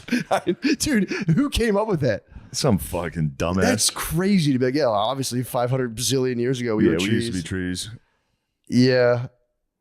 We was kings. But how do we get so goddamn smart? That's the question. I don't know. Instagram. True. Yeah, it is fucked up. We're all addicted to our phones now. That's bad. That is bad. That is bad. I have no. Yeah. You shrugged it off. You went, No. I was just looking at Lemaire on his phone. No,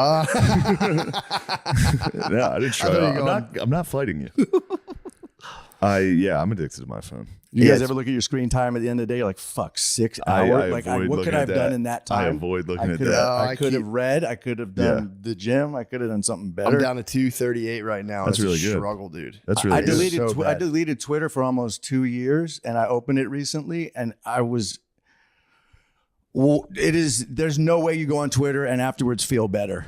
Yeah. It is so. It is just bad. so fucked up. Like, Facebook's Instagram weird. could at least be visually fun for a minute, share a meme, it's cute. But Yeah. Twitter, I haven't been on Facebook in a while. Bro, go back on I never Facebook. did the Facebook. Thank God. Facebook's Never did. weird. Yeah.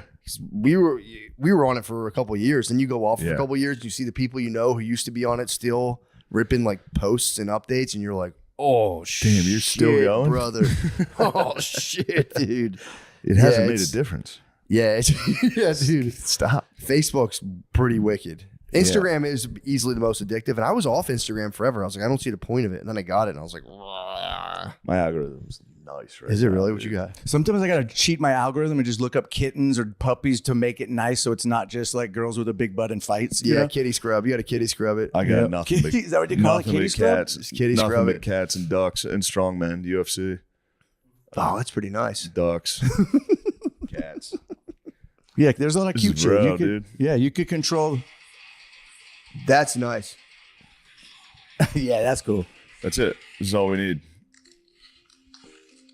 I'm trying to see mine. We're addicted. Yeah. I watch Cornhub. I mean, I fear God. That's good, dude. I watch Cornhub. That's Oh. quality.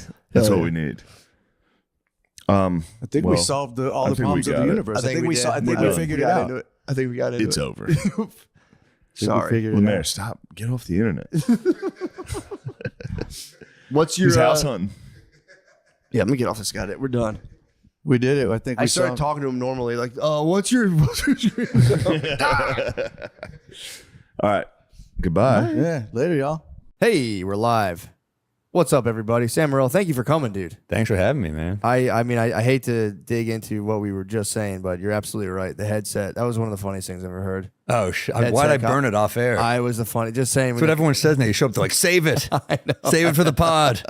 But yeah. Sam was looking at my headset. He said that just when you see a comedian with a headset on stage, you know a molestation story's going. Yeah, it's going to get serious. That's the funniest thing I've ever heard, man. It's always something dark. There was another guy in the 90s. I forgot his name, but he was like, the first half was really funny. And then he was like, anyway, my dad was murdered. And you're like, what the fuck? But he had the headset. You knew something was coming.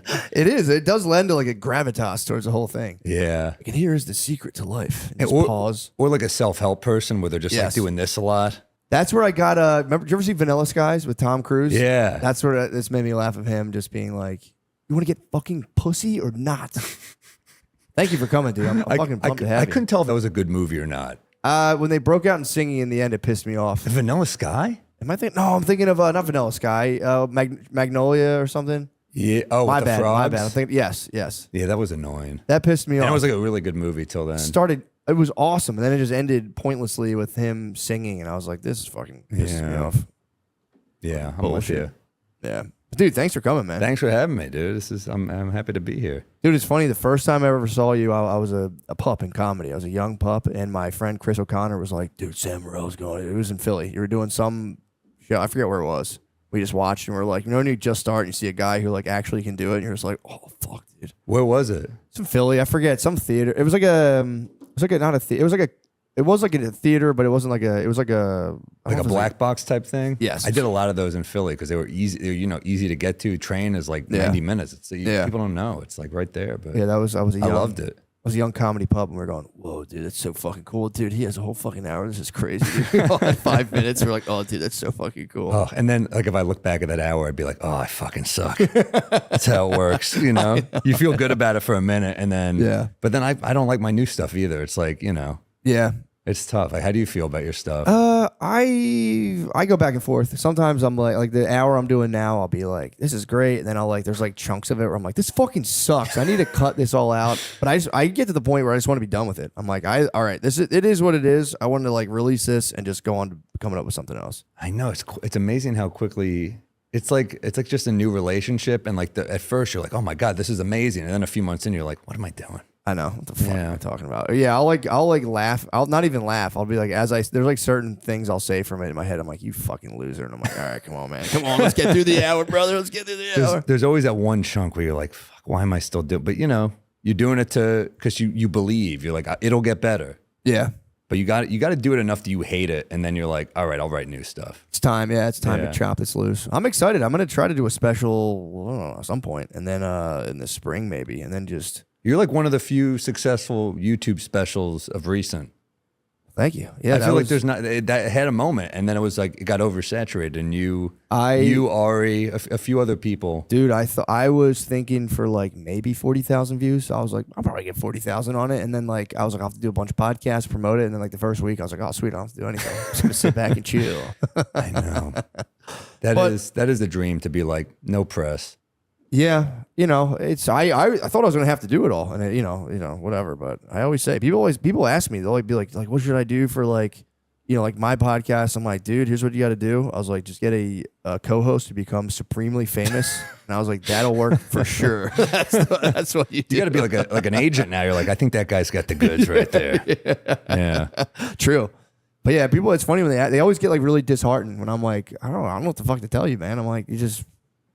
Find someone who's super famous. You're holding up your end though. Yeah, well, thank you, man. Yeah, thank you. But yeah, it is. I don't know, man. It's just people get spun out, man. Entertainment's the only like job I've ever seen where people make like as much as a doctor, and they're like, I'm a fucking loser. And you're like, dude, you're killing it, man. Yeah, but if you saw other doctors like performing an operation, you're like, that guy's getting more likes than me on his operation. True. You'd feel like there is that thing about like.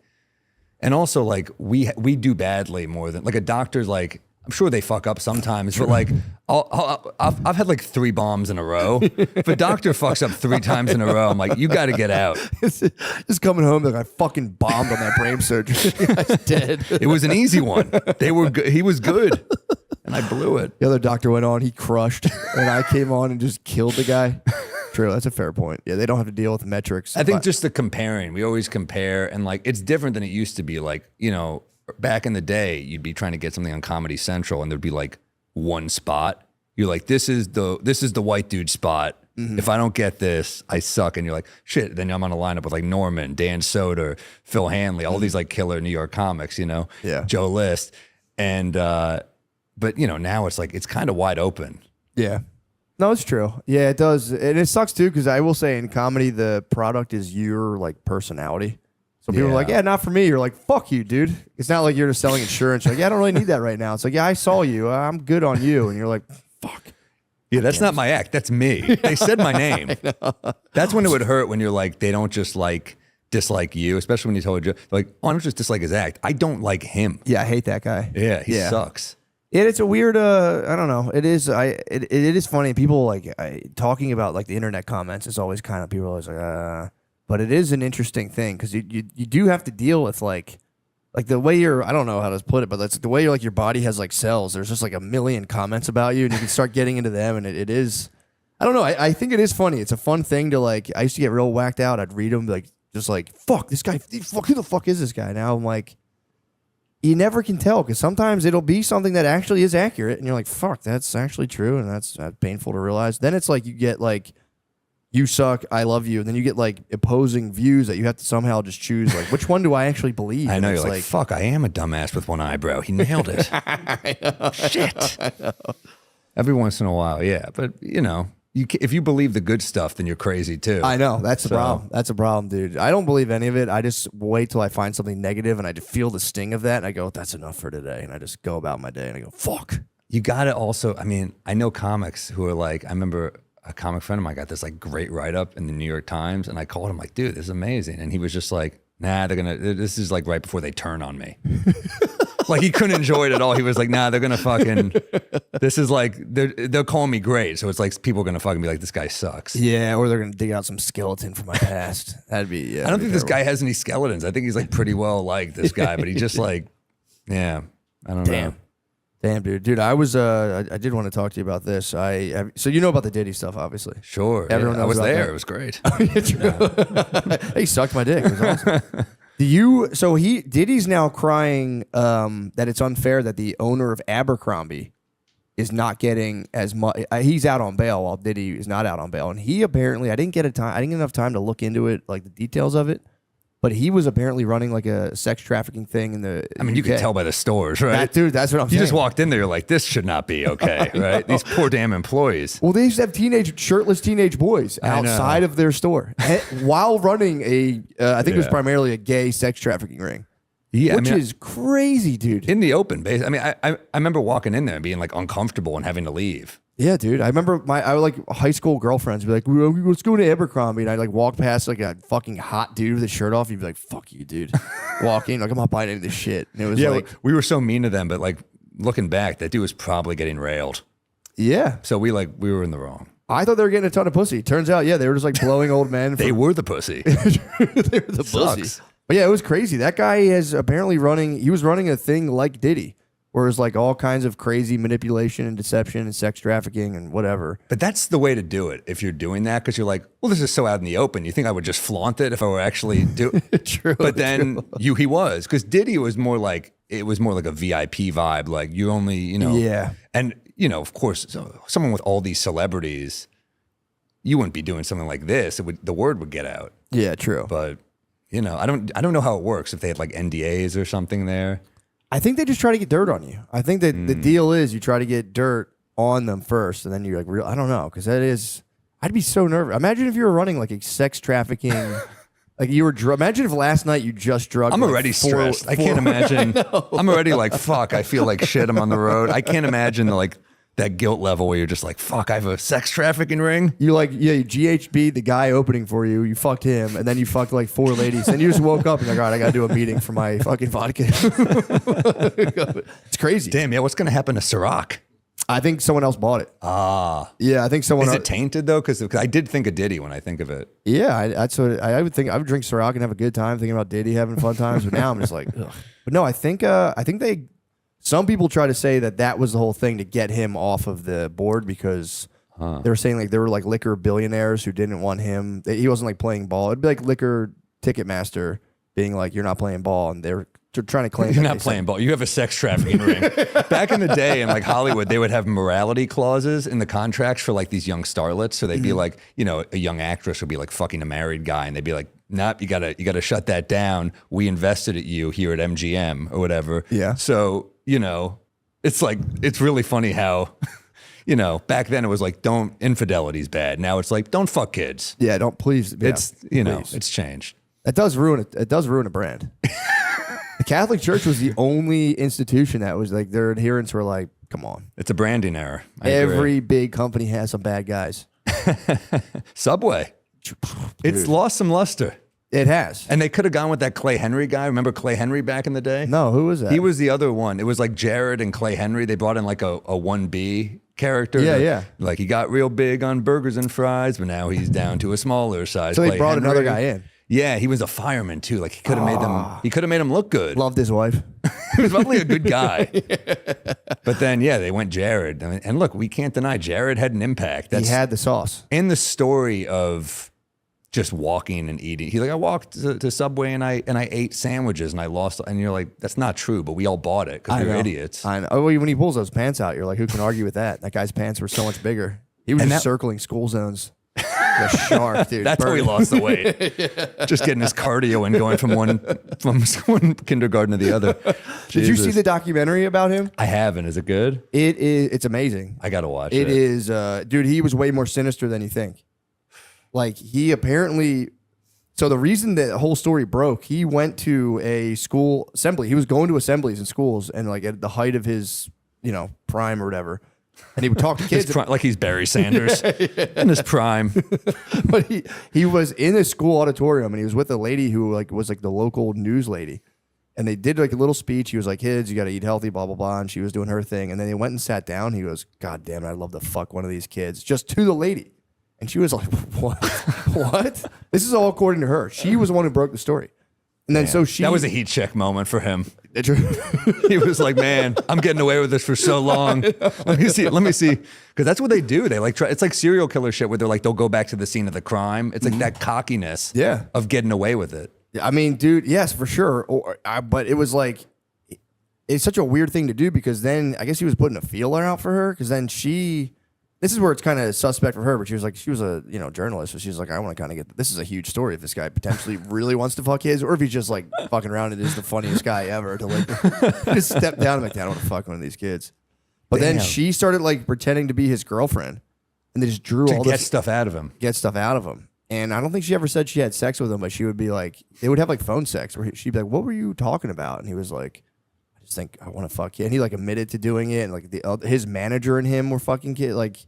And then like it all culminates and she's having imagine finding you have that in common with your manager. That's such a weird because I was like pump my agent's a Knicks fan. But like I mean you're like, you're into that? That's fucking great. Yeah, it's a funny icebreaker to like see kids like, kids, they say the funniest things. You see the switch on that kid actually? Like, yo, bro, I was actually gonna bring it up. You do really have to ease into that. Like, that's a good-looking kid. Like, yeah, the kid's cute. Yeah, like, if you were into that, you're like, kid's really cute. And you're like, I think that kid's really cute too. And eventually you're like, I'm so glad we met. We should hang, yeah. But dude, it all culminates in she has a birthday party for her own kids and uses them as bait. Yeah. And she's like, my kid's coming. I'm so into this. Oh my God, and he's like, I'm gonna come fuck your kid at the birthday party. She's like, sweet, perfect. And she's working with. So she has a kid. Yes, I think she had like 2, and she was using them as bait, and she even went to the FBI. He was using her for these kids. Worked both ways. Sure, let's quid pro quo. Yeah. But she like went to the FBI like, dude, I have this guy on tape saying he fucks kids, and they're like, that's illegal. You're not allowed to record him like that. And that's why they set up the birthday party, and she had like a wire on it and everything. She's like, he was like basically wanted a kid, which is monstrous on the kid's birthday. To be like, I'm gonna come to his birthday party after he opens his presents. And I'm going to smash. And it was like, damn, bro. That is a bad birthday. That's a bad bad man. And then, damn. But yeah, eventually, like, he kind of gets cold feet, but then they get him anyway. He, like, cops the crime. He, like, dude, he was a monster, dude. Crazy. Yeah, he was that bad. He claimed it was because he lost so much weight that then his appetite for food just, like, transferred to kids. That was his claim. He was like, it's not my fault. Yeah. When you lose weight like I did, you become hypersexual. And he's like, I just wanted to start fucking kids. Like, damn, so Subway really is bad. Yeah, Subway. I mean, you're like, yeah. He should have been blaming it on the hoagies. I'm like, who's those fucking hoagies, dude? I never wanted to fuck that kids. Bread, dude. Bread fucked me. That's not real bread.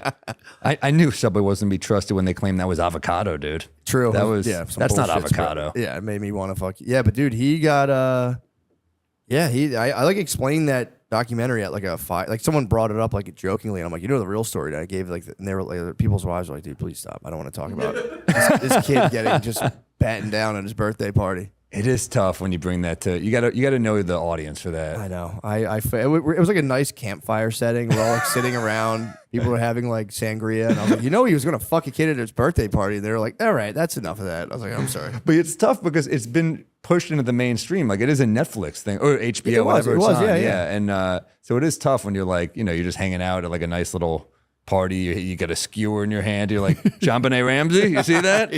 It's crazy. Yeah, true. Yeah, it has been pushed in. Like the heinous murders they're like great. That stuff never ends. Heinous murder footage is like people love that. It's endless. I mean, the CEO from fucking United Healthcare. You saw that yesterday. Dude, what happened with that? I mean, a guy with a silencer. Talk about bad branding. They got him in Starbucks right before. What? Yeah, they got him on camera in Starbucks ordering a coffee. Yeah, true. What do you get? I don't know. Definitely not tea. Yeah, no. Not a tea drinker. You need some caffeine to pull out an execution. Yeah, it's like a caramel macchiato. Or maybe a refresher. Maybe he got like a watermelon citrus refresher. Just carried out he went to Starbucks before he murdered him? Yeah, run with that if you're Duncan. True. Run with that story. Like, we don't sell shit to guys like that. We don't like that. That's bad stuff. That would be funny to just call it like murder juice. Like, yeah, get your murder. We don't sell murder. Well, they juice. had the murder ball, remember? Or the medicine ball. I'm fucking it up. That was, by the way, we're such idiots. We're like, it's a secret menu thing. The medicine ball when you're sick. What is It's that? just sugar. It's just like probably awful for you when you're sick, but it's like tart enough that you're like, it's helping my throat. Wait, Starbucks has a secret medicinal beverage? Yeah, it's called the medicine. Is it in the medicine ball? They don't call it that anymore. What do they call it now? But it's just like lemonade and a shitload of honey, and it's probably just an insane amount of sugar. And you think it's helping because of all the honey, but it doesn't do shit. Yeah, I'm gonna go puke on a Starbucks counter and be like, I need the medicine ball. It's you got to be pissed if you're Howard Schultz. Bad for Starbucks. I mean, they had their scandal. I think like 3 years ago, they like kicked a black guy out of there. Oof. Yeah, Starbucks, the employee kicked the black. He didn't buy anything. He was having a business meeting. He's talking business, and But they never kick anyone out. It's such I know, it was pretty nuts. That feels personal. It does feel personal. I go in there all the time to pee, and I don't get anything. I'm in there. You're in there trying to sign someone up to a pyramid scheme. They're like, get the fuck out of here. Let me tell you about a business opportunity. And they fucking kicked him out, and it was like a huge deal. It was in Philly. Damn. That Starbucks came under massive fire, and they had to come out and be like, the CEO has to come out and be like, we don't like that at all. It's so stupid too because they did that thing years ago at Starbucks where they're like, let's have a talk about race. Mm-hmm. Remember that ad campaign they did? And we're like, what are you doing? Because they kicked out a black guy. They had to do it. That's so stupid. And now they have murderers. Yeah, that's what happens. They're like, they're kicking out black guys. I'm going to get a coffee before I murder someone here. This is a perfect place for me. Coffee it really is great. Drinking a coffee and murdering somebody would be pretty sick. Yeah. I think it'd be pretty nice.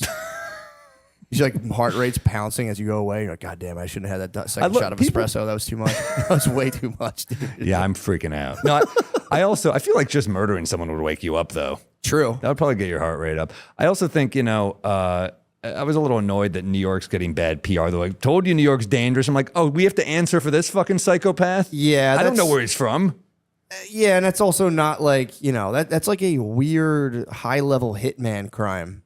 That's what they say, but then it doesn't look that professional because they found him on camera. And if you're a high-level hitman, you're not going to Starbucks before. True. That's a weird move. True. Apple Pay. Right there. No, yeah, when I say high-level, I mean just like killing a CEO is like a high-level murder. You would think there was like some powerful interest behind it, or maybe it was just a psycho attacking. I don't even know that guy. Who knows? I mean, it could be a guy who just who's fucked over more than a health insurance company. I mean, it's like, I feel like that's why Joker resonated with so many people because in the beginning, he's getting fucked over by his insurance. So you're like, all right, whatever he does is kind of fine. That's true. No, that's true. You get a surgery the day before, your thing lapses, and you got to pay fucking $90 million. You're like, you motherfucker. We've all been on hold with an insurance company. Like, what the fuck? Like, that's where you lose it. True. Because, they always, I mean, also it's like, it's a tough, that's a job I would not want. CEO, you're making a shitload of money at the expense of a lot of people who are suffering. Yeah. And that's the whole point of insurance. You're taking in more money than you're paying out. So you have to try to pay out as little as possible. And it does feel like they're trying to fuck you sometimes. They are. That they have to. Yeah. Their whole thing has to be, a lot of those places are like, they have like research about this. There's just like 40% or whatever of people, if you're just like, yeah, sorry, no, they'll just be like, well, I guess I'm fucked then. And then there's like another percentage of people who will actively follow up, but then you can be like, well, all right, we're going to sue you. And like, all right, I'm not doing that. So there's like only a small percentage of people will like know the steps to be like, oh, I got to get a lawyer now. Like nobody thinks about that or like can afford a lawyer. And it's exhausting. They tire you out. If you're sick, you don't want to deal with making all these phone calls anyway. I mean, Yeah. I think about all the time, the ways they pretend they're hooking you up. I was at a dermatologist once and like, your insurance covers you like a free chemical peel. And I was like, why the fuck would I want a chemical peel? And they're like, well, you get it for free. And I was like, maybe I want one. Yeah, maybe I'll take that. It's free. But then they didn't cover the fucking medication I needed. What? So it's like they cover shit you don't need. It's like they know how to fuck you, is my point. Yeah, they do. They're very good. Again, it's the whole point of their operation is to take in more money and pay out less. And they're supposed to pay you out if bad things happen. But the way they can make more money is to not pay you out. And then if you don't know the steps, it's like, yeah, that guy's fucked. This feels political now. We're like standing back and we're just agreeing. I'm telling you, we are, like, right? Well, that's a great point. It's crazy. That's a great point. I actually agree with that. We do have to do something about these healthcare companies. True. But yeah, that one guy, he did it. Not that much. Yeah, but that's too much. That was something. too damn much. That guy's... A silencer, too, is like, it also makes you realize how desensitized Yeah, it's we pretty are. pro hitman, dude. Silencer, too? But you could just buy a silencer. Can you? I'm sure somewhere. Wait, in America, you're telling me you can't? Yeah, true. It's not that hard to get a gun here. I thought they were, yeah, I guess so. Yeah, I guess silencers aren't that illegal. I don't know. I mean, they have to be illegal. You can't wear a bulletproof vest. If a cop sees you in a bulletproof vest, you can get like they can stop you. Like, what the fuck? I feel like if you're a CEO of a health insurance company, you should get to wear a bulletproof vest for a while, like a little while. That's how they say that's the best way to get away with killing somebody is opening the door, and as soon as they open, just blast them and walk away. Because you don't enter the house, you don't leave DNA evidence. But all the cities now are gridded with cameras. Like you really can't do that. Yeah, it's weird. Like we're like close to living in like a Minority Report type of world where it's like how are you? It's amazing when people get away with murder. Like that's why that John Bonet thing was so shocking. I was like in my head, I was like, well, I wonder who did it. I forgot they didn't solve it. Oh yeah, they didn't. They didn't solve it. It's so shocking. You watch Forensic Files. I like the ones where they solve it too. I don't like the true crime where they're just like unsolved murders. It's so unsatisfying. You're like, there's a piece of shit who got away. But then you watch Forensic Files and they're like, thanks to DNA, we caught this guy. Got him every time. Yeah. Also too, whenever I watch that, they don't catch the guy. I'm like, he's definitely right outside my house right now. He's gonna fucking rape me and kill me. He's gonna kill me. I used to watch those. They'd be marathoning them on the road on like headline news and just be like 40 Forensic Files on the road.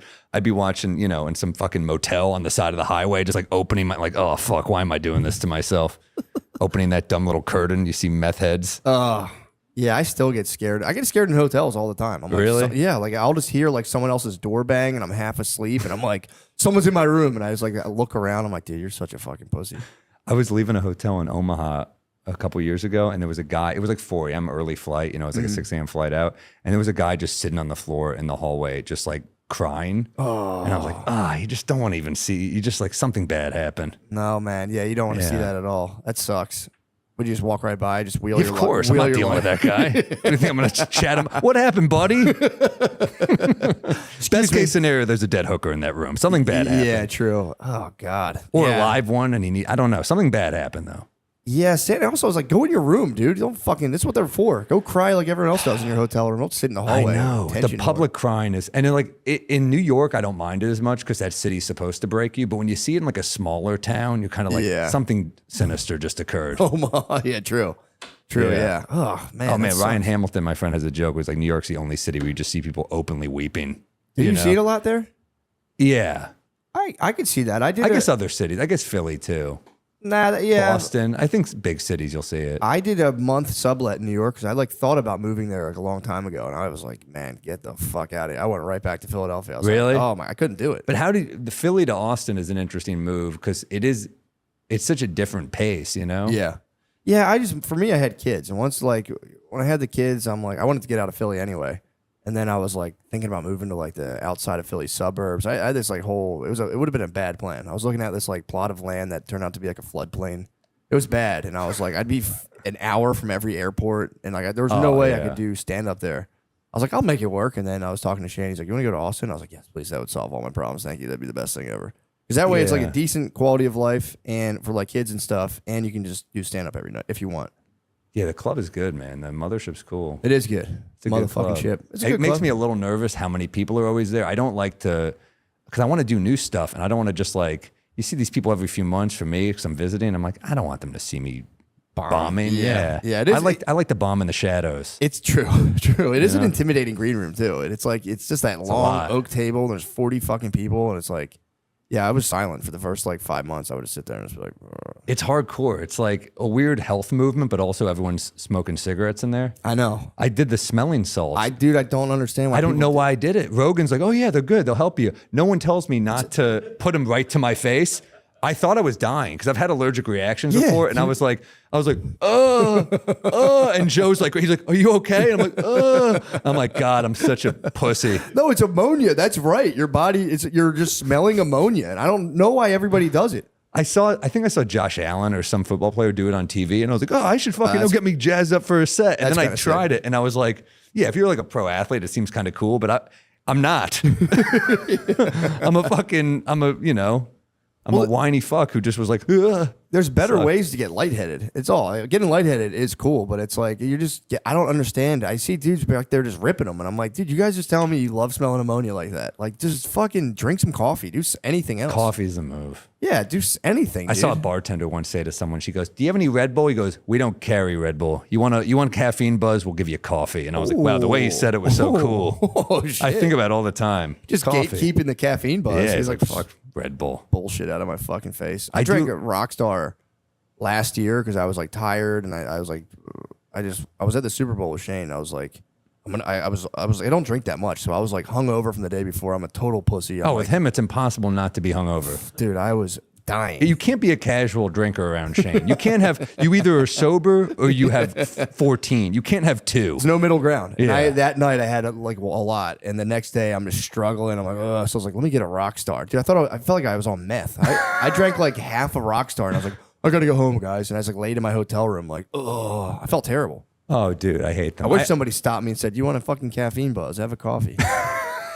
There's shit in that stuff. I don't know what it is. Even gas station coffee, I like. I just like coffee. I like the ritual of the coffee, the energy drinks. I remember drinking, when you're a young comic, barking and stuff. It was, I need energy. I'll drink a 7-hour energy. And I'm like, even then, you're like, we haven't heard from them in a while. Lord knows what the fuck was in that shit. Oh, yeah. The 5-hour when they do the shot real quick. But then it turned into like 7-hour. Oh, It was really? like that Something About Mary scene where he's like 6-minute abs. And he's just like, what if someone did 5? And he's like, no. But they went the other way. Damn, just they kept bumped adding. up 7-minute energy. Yeah, that shit.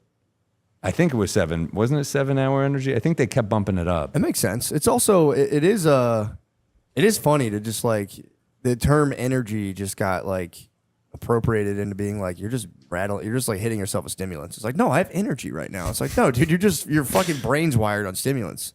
Yeah, well, I was listening to your podcast where you're talking about just sleep and how important sleep is. And you're like, oh my God, we'll do anything but the thing we're supposed to do. I know. Sleep is the thing. Dude, I fought it for a long time because I would get into coffee. I'm like super sensitive to caffeine, so if I drink caffeine in the morning, I for real have 7-hour energy. I'm like, but do you take wired. naps during the day ever? If I drink caffeine, I can't take naps. Same. So what I try to do, I like just white knuckle through a morning. Then I won't have coffee, but I will take a nap in the middle of the day, and it's like, dude, you feel so good. I've never been able to do it. Oh, I love it. Dude. I can't. Sometimes I'll be so tired that I just fall asleep early or something. But like I can't nap. I drink too much caffeine. That's the problem. If I have caffeine, no nap, or I'll take a fucked up nap where I wake up like, oh fuck. But it's like, yeah. How about the melatonin stuff? I hate that shit. Dude, I tried it, and then someone told me it shrinks your balls, and I'm like, really? They hit me with the yellow 5. They're like, yo, that stuff shrinks your balls, and I was like, nah, I'm not doing it. So I was taking it on the road. Why does it shrink your balls? I don't know. Andrew Huberman said it. Someone said that Andrew Huberman said that, and I was like, all right, fair enough. I'm not fucking, he's got to be right.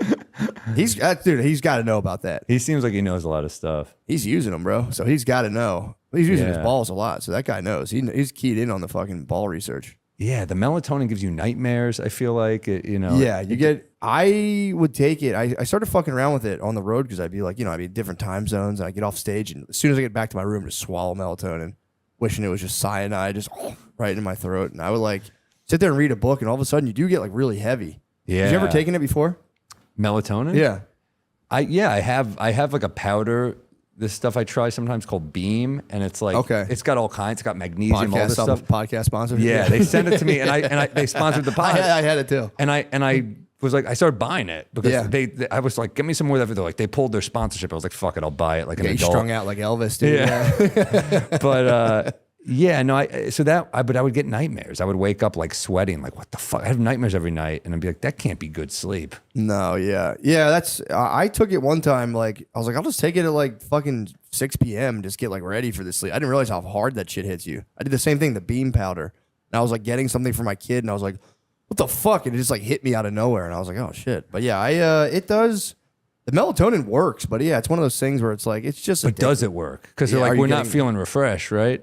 Yeah, I was like tracking. I was like psycho tracking my sleep at the time, and I would get like more deep sleep from it. But yeah, but it's like addictive, dude. Then like next thing you know, every night I'm like, I should take a little melatonin tonight, and I was just like, but I've heard that it's not when they say like 2-3 milligrams, 5 milligrams, it could be like anywhere from like 25 to 1. Like it's way off. How the fuck do they get away with that? I don't know. It's like, who the hell's going back and forth and like analyzing it? So, and they could say like these products in like tiny print, like may or may, but I've heard that. That's also from the Hughes. Hate tiny print. I know, it's fucking. So they fuck you. It's fucking bullshit. So but yeah, fuck you every apparently time. Hughes is way against the melatonin. And then I heard the thing about like being 20 milligrams. I'm like, whatever. And he's like, it shrinks your balls. I'm like, that's say less, brother. Are smaller balls that bad though? Who cares? Yeah, but you don't want to get them shrunken. That's the problem. It's like, what the fuck? It just anything that can shrink your ball. It isn't that big of a problem when you think about it. But like, just having them shrunken. Hey, your dick's looking a little bigger. That's you know? true. That's actually there's some stuff going on. You're sleeping great. You're sleeping well. Yeah, it's not a bad point. But there is something about them being. It feels less manly, I guess. Big balls is a good thing. That's what they say. Yeah, exactly. And there's something about it, something you're eating, shrinking your ball. Like, dude, the yellow 5, as soon as I found out about that, I was terrified back in the day. Like, yeah, you know that shit. What's the yellow 5? Never heard yellow 5 shrinks your balls? What's that? It's just a food dye. It's like the yellow 5 food dye.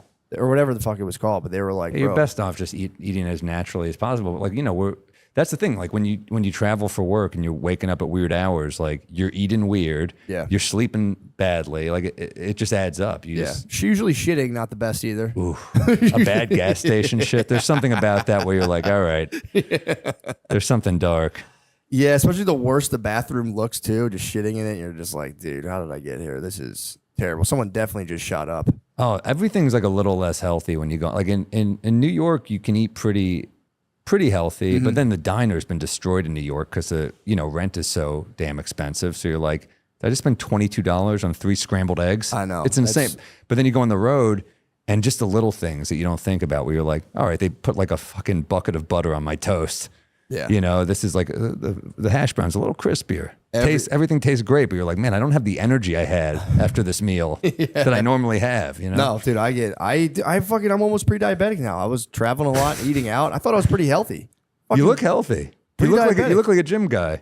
Dude, I was working out and everything, but I was eating so much food when I was like, it's like, dude, I'm like getting in the restaurant. Because you need something. You need a win on the road. Sometimes you have a bad set or something, or you're like, just like the anxiety. You need to do I need to do something somewhat self-destructive, and it's like and you don't drink, and you don't do drugs. I don't really drink, and I have not cheated on my wife, so I'm like I'm left with nothing but overeating. So I'm like, well, I have to overeat, so I would just pig out, and I can't. That's for all the vices you have though, as long as you don't go diabetic, but like that's not the worst vice. Well, now I get to reverse it. Now I get to have a health journey where I can be like, guys, I was at 5.7 A1C. Now I'm going to try to get down. I kind of was happy to learn about that. I was like, oh, cool. This is like a cool thing now. It's another chapter. Yeah, exactly. It's like something I can do. And if I can actually get it down under control, that'll be kind of fun to be like, I got mine down. 5.7 is the beginning range of pre-diabetes. Like I'm at the door. I'm on the doorstep. Damn. My dad has type 2 diabetes. I know. But I haven't. Your dad is type 2? Oh, yeah. Is he overweight or no? He's like lost. Yeah, he's got like a beer belly, but he also like, dude, I worked with him for a while, and he was out demolition, and we would, on the way home from work, he would drink a milkshake every day. Yeah, that's how he rocked. It was like 4 soft pretzels and a milkshake every day on the way home. And I'm like, dude, I'm just eating too much rice. How the fuck am I pre-diabetic? This is bullshit. This is fucking nonsense. A milkshake? I haven't had one of those in fucking forever. Dude, I've never seen anyone do that, because we were doing a thing where you burn steel, and it was forget that galvanized steel. So it's coated in zinc, which like, I don't know, protects it against rust or something. So when you burn the steel, there was this thing, they'd be like, yeah, you got to get your calcium. So it's like calcium somehow trap zinc. This was all like So that turned into a milkshake. Yeah. Then he was like, we need milkshakes. It's like, so we can stay This will healthy. help. McFlurries will help us if we. I think the last time I had one, we had Bill Burr on our podcast, and it's a drinking pod. So we were like, Norman's like, he doesn't drink. We should do. He likes milkshakes, and I'm like, all right. So we're like, we got to get Bill Burr in a good mood. So it was like milkshakes and cigars was the trick. That's kind of nice, and actually. it was a fucking great combo. Yeah, that's awesome. I mean, of course, two nice things. Of course, they but Yeah, they don't always work together. They never. I don't think anyone besides my dad actually does milkshakes and a cigar. It was nice. That is awesome. How do you like that? He was in a good mood. Nice. We were. He, you just don't want to rattle him. He's Bill Burr. So you just. Yeah. But at first we were like, he was like, this time to this time, I have a heart out, like whatever you need. Yeah. We had a friend waiting in the hallway to do the next episode, and then at 4:15, his out was 4. We were like, we got to get out of here, right? He's like, no, I don't. He's just like hanging out. We're like, all right. I got a text from Mateo Lane, like, it's fine. Don't worry about it. Yeah, that's cool. It's Bill Burr, Yeah, that would suck. Just absolutely drawing his ire and just having him just being like, "Fuck you, You Bill. fucking asshole. How's your milkshake, Bill? I just wanted you to have fun." If you want to piss him off, just tell him the Patriots Super Bowl doesn't count, where Marshawn Lynch should have run it. That's a good point. He screamed at me for like 15 minutes straight. Really? Yeah. You could get him on the vax too. He's super super freaked out on the vax. That'd be fun. But you got fucking vax. That would piss him off. Yeah, that would get anybody. I'm not looking to piss him off. No, I wouldn't either. Yeah. I'd never call him Bill Fisber. Piss him off. But no, I would not want that guy on my ass. That would suck. No. You know what we could all use a little more of? Getting off asses. They didn't fucking fix that typo, dude. They had the same typo last week. Getting off asses. Forgot to put getting off our asses. Fuck! Fix a typo! With bold flavors and a crisp, refreshing citrus kick, Mountain Dew gives you that extra push to get moving and feel like you're on top of the world. A world where the sun's always shining and your crew's ready for action. And unforgettable adventures are just around the corner. Call out your favorite flavor. Still classic. I'm going classic right now. Code Red sometimes if I'm getting freaky, but right now just getting the Mountain Dew Classic. Verbiage to use. Great tasting, refreshing, has a citrus kick, variety of flavors, bold flavors, helps you connect with others, is a treat, helps you celebrate, helps you express yourself, helps you take a break. Are you guys not convinced yet? You just read all those fucking words? Helps you connect with others and express yourself. Talk about what game and activity you play with friends. Dudes, look. Yeah, I've told you guys 100 times. I don't know why I got to keep talking about what I do. That's my personal life, what I do with my friends when we drink Mountain Dew. But lately, guys, we play a lot of games, but lately we've just been skipping all the games and just straight up hooking up, all right? I'll be honest. Me and my friends have been hooking up after we drink Mountain Dew. The mountain is calling, and you should answer. Grab your friends, grab an ice cold Mountain Dew wherever refreshing beverages are sold, and do the fucking do. All right. Does Blue Chew work? If you're asking that question, we want you to know that Blue Chew is putting their money where their mouth is by giving you a month free. Blue Chew is an online service that delivers the same active ingredients as Viagra, Cialis, and Levitra, but at a fraction of the cost and in a chewable form. The process is simple. Sign up at BlueChew.com, consult with one of their licensed medical providers, and once you're approved, you'll receive your prescription within days. Blue Chew tablets are made in the USA and prepared and shipped directly to your door. The best part? It's all done online. That means no visits to the doctor's office, no awkward conversations, and no waiting in line at the pharmacy.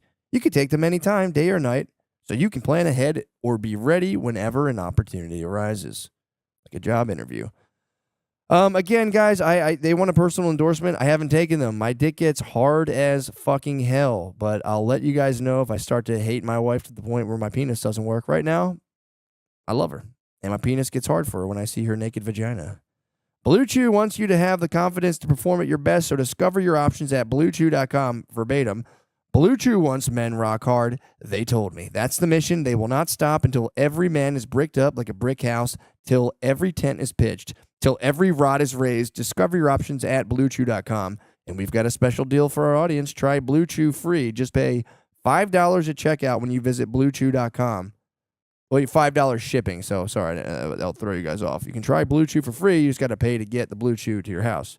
When you visit BlueChew.com, that's BlueChew.com to receive your first month free. Visit BlueChew.com for more details and important safety information. And we thank Blue Chew for sponsoring Managing the Secret Podcast. Prize Picks is the best place to get real money sports action. With over 10 million members and billions of dollars in awarded winnings, Prize Picks has made daily fantasy sports accessible to all. You just pick more or less on at least 2 players for a shot to win up to 200 times your cash. Run your game all season long on Prize Picks, America's #1 daily fantasy sports app. Make your holidays bigger and brighter with Prize Picks, the best place to get real money action while watching your favorite sports. You can now win up to 200 times your money on Prize Picks. Join now because this holiday season, Prize Picks is giving away 2 free picks in December. And they're giving away $30+ million in rewards during Picksmas. Damn, I hate they made me say Picksmas. Think James Cook will get more than 60 yards next week? Ooh, or Joe Burrow pass more than 1.5 TDs? Wow, I didn't think about Joe Burrow doing that many TDs. Cook up hot takes with your friends and win real money this football season when you and your crew run your game on Prize Picks. Prize Picks is the best way to win real money this football season. Which players are going off? Which ones aren't? Make your picks in less than 60 seconds and turn your sports opinions into real money all season long on Prize Picks. I mean, guys, how nice is that, just getting in on real money sports action? I mean, I just love thinking about James Cook and Joe Burrow doing 60 yards and 1.5 TDs. I can turn that opinion into real money on real sports action. Download the Prize Picks app today and use code DRENCHED to get $50 instantly after you play your first $5 lineup. That's code DRENCHED on the Prize Picks app to get $50 instantly after you play your first $5 lineup. Prize Picks, run your game. The holidays are about connecting with loved ones, and there's no better way to do that than with a digital picture frame from Aura. Wirecutter called it the best digital photo frame. That's so fucking crazy at the Wirecutter nod. And it's easy to see why. You can upload your favorite pics of family to one frame and relive all those happy moments again. Or share the big news, like a new edition maybe? What pictures do you and your family love sharing? It could be cute selfies, vacation pics, or funny photos. I mean, that is really nice. I love the show.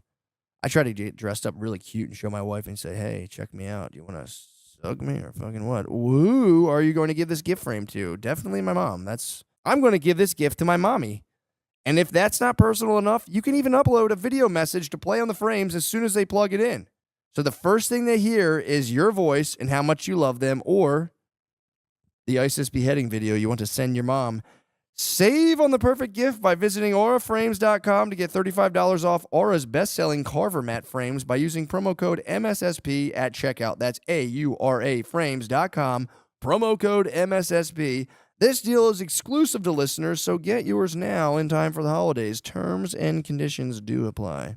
That would fucking suck. Dude, you were talking about bathrooms. I read a thing today saying they're saying you got to check. If you're at like a public bathroom, you got to open the thing and look into the toilet roll because people using like, using like needles for drugs, heroin or whatever, are taking their syringe and just like sticking it, using that paper towel roll to like clean off the needle. And he showed a picture and it was just like little poke holes with just blood, like little like blood spots everywhere. That sucks because you already don't want to shit in a public restroom. I know, dude. And now you got to worry about a needle. Dude, yeah, for real. And I don't know why the guy was like, women should be more concerned than men. It's like, all right, I'll take it. But it's like, yeah. No, I'm not thrilled either. What the hell? But it's like, dude, yeah. So I don't know what the rationale. Maybe vaginas absorb. I don't know. But it's like, well, I'm doing the tour bus for the whole thing, so it's a lot of public restroom shitting. Yeah, because you're like, you can't poop on that bus. Yeah, exactly. You're not allowed to. So next day, either the rec center, we go play a little ball, or we, that's kind of nice. Go to get poop there, or check. You poop at the open the thing and just look. Even if you don't see blood, but if you see little poke holes, that means people were cleaning their needles off in the. Maybe it's some internet bullshit, but I saw the picture. I was like, that actually does make sense. It bugs me too that these like heroin addicts are like worried about germs. Yeah, true. Yeah, like fuck, just do heroin, you fucking pussy. Be a man. Also, it's like you're worried about germs. You're taking toilet paper roll. I'm like, let me clean this off. Yeah, that annoys me. Yeah, it was funny in Philly when they gave we had like there's like I'm sure you've seen the thing of like Kensington Avenue where it's like just K&A and there's guys like everyone's standing outside. Did you ever see like that shit on YouTube? What is that? In Kensington Ave in Philadelphia, it's like one of the biggest heroin markets, like I think in the country. It's like Skid Row. It's not as big as Skid Row, but it is just the people outside, tents, like zombified, standing out there. It'll shock you. This country, man, like every downtown now has that. Yeah. Except for Irvine. I was just in Irvine recently. They have 0 homeless people. They got rid of them all. They do. In Irvine, they offer you a bed, and if you say no to the bed, they put you on a bus, and they're like, out of here to LA. I swear that's their policy. Yeah, Rudy Giuliani did that back in the day in New York. Did he really? Yeah, they got rid of the homeless people. They just gave Sent them on a train. to where? I think to the West Coast. Damn. So he probably sent them to Irvine, and then they were like, "You go back that way." Get the fuck That's probably what outta happened. Yeah, no, that's even in like downtown Salt Lake. I was, you're walking by, like, holy shit, this is crazy. Yeah, dude. Everywhere. Yeah, but dude, it's funny, in Salt Lake, I was there at a farmer's market like last year, and I was talking to this guy who was like, he was campaigning for mayor. Yeah, I think he had been mayor before and stopped. He's like, they need me back. And I was like, and the park was beautiful. I was like, dude, this is awesome here. And he was like, well, yeah, there was homeless people here, and like they got cleared out right before the farmer's market. And I was kind of hitting him with like, that's what's up. And he was like, no, it's actually an injustice, and this is why I'm running. I was like, oh shit, my bad. I was like, fuck, my bad, dude. It's like, it's really sad. They took the prescription medication and kicked him out. And I was like, oh. Yeah, but look at these avocados. This is such a nice I did hit him with that. I was like, Yeah. you got to be honest, dude, though. It is way better. I was like, just on a level of just enjoyment, it is kind of sweet that they're not here right now. And he was like, whatever. He wouldn't give that to you. He was just kind of he was just kind of like, all right. But I was like, bro, I was like, it's nice you're defending them, get their tents taken out. But I think it'd be sad if I saw that part. But the aftermath is nice. It is weird too that these tents are being used for that. Like, the guy who designed the tents were like, this is good for camping. You're going to go on a nice thing. And then you just get people with needles like, oh, fuck. That's true. You would think, yeah, the thing about like the love of nature, and you're out, you're like hunting and living off the land. It is mostly just like emaciated human beings like selling each other for sex and It sucks, man. And dying. it's getting, A lot of dying in them. A lot of people dying in those tents. it's getting worse, man. You go around, you just find areas where you're like, there are so many people unwell that you're like, yeah, it's not going to get better anytime soon. No, dude. And imagine no one's getting really born. Is anyone born into homelessness now? Or do they just like, what do they do with you then? I guess they take your kid. Yeah, I guess so. I didn't think about the You don't homeless see a lot of babies. homeless kids on the street. You don't, just the adults. Yeah. I think they take you if they see you as a homeless kid. No Oliver Twist. If they see you as like a young homeless kid, I think they're like, get the fuck out of here. I would hope. Because I'm just waiting, because if that becomes like a permanent class in America, that's what I'm kind of like seeing, like, where do they go from there? Yeah, they have a new thing, the Demolition Man, like predicted everything, and it's like the sewer people that might be next. You're like, fuck, all these. Well, there are people who do live in like little catacombs and under bridges and stuff. And I heard Germany now, they have a crack epidemic in Germany. It's crazy. Everything, nothing goes away. They just come back. Now Germans are dealing with like a hard, like 1980s crack epidemic. Oh shit! Like They're all it sounds so rock. vintage to I know. us, but I yeah, know. to them. Crack in Germany. And that was like the one place in Europe I didn't go, and I was so bummed because I feel like Berlin is supposed to be sick, and I've never. Yeah, I was bummed I couldn't make that one work. How is stand up in Europe? They all speak English. Amazing. Is it dude. fun? You know what's funny? It's my worst set I killed last year in London, and then this time I just was like, I think it was my worst show there. I hit like Belfast, Dublin, Paris wasn't amazing. Mm-hmm. I mean, the city's amazing. Just like the stand up is it's whatever. Paris is meh. That's my no. And then what else? Oh, Amsterdam, Copenhagen, Stockholm, and Oslo were all incredible. That blows Incredible. my mind. They can all like listen to stand up. I just assume I'm like, there's no way these guys. You would have a lot of fans over there. That's crazy. It's amazing, and they're. That's nuts. It's look, some places like blow you away. You're like, wow, I moved more tickets than I expected here, and then some you're like, man, it's a light show, but even the light shows were pretty damn good. That's awesome. I guess they're pretty happy. They're in another country and like fucking beautiful. Yeah, just some fucked up. But it is bullshit funny when you country. run into a fan on the street that like out of there. I saw a guy in Dublin, and he was like, "Oh my God, you're here!" I was like, "Oh, what's up, man?" And he goes, "Are you doing a show tonight?" And I was like, yeah." I was like, "Yeah, I think there's still a couple tickets available." And he was like, Like I was like, "Oh, he's not going to come." Like, what are the odds I run into a fan an American fan in another country, and he's like, "Nah, I'm good." I know. I was like, "Wow, all right." All right, dude, that's cool. Yeah, that would be cool to be in another country. Like, oh, that's crazy. People are like, hey, man, what's going on? You're like, what the fuck? They do a double take because they're like, why are you here? Yeah. But, it's like, have you done Australia yet? I did. I know. I opened for Shane in Australia. It's pretty cool. It was cool. It's just the flight is fucking It brutal, fucks you up. dude. It fucks you up for like forever. The way back fucks you up worse. Yes. Like, going there, it's like, I just drugged myself. Yeah. A few muscle relaxers, a couple glasses of wine. I'm like, I'm fucking good. Yeah, I'm out. right. But then on the way back, I was like, I'm bad for like a week. I was fucked up, dude. I had kids. That was like when they were really like even younger. So we did a show the last night, got home at like maybe 2 or 3, woke up at 5 for the airport. I don't think I really even slept. And then I can't really sleep on planes that well.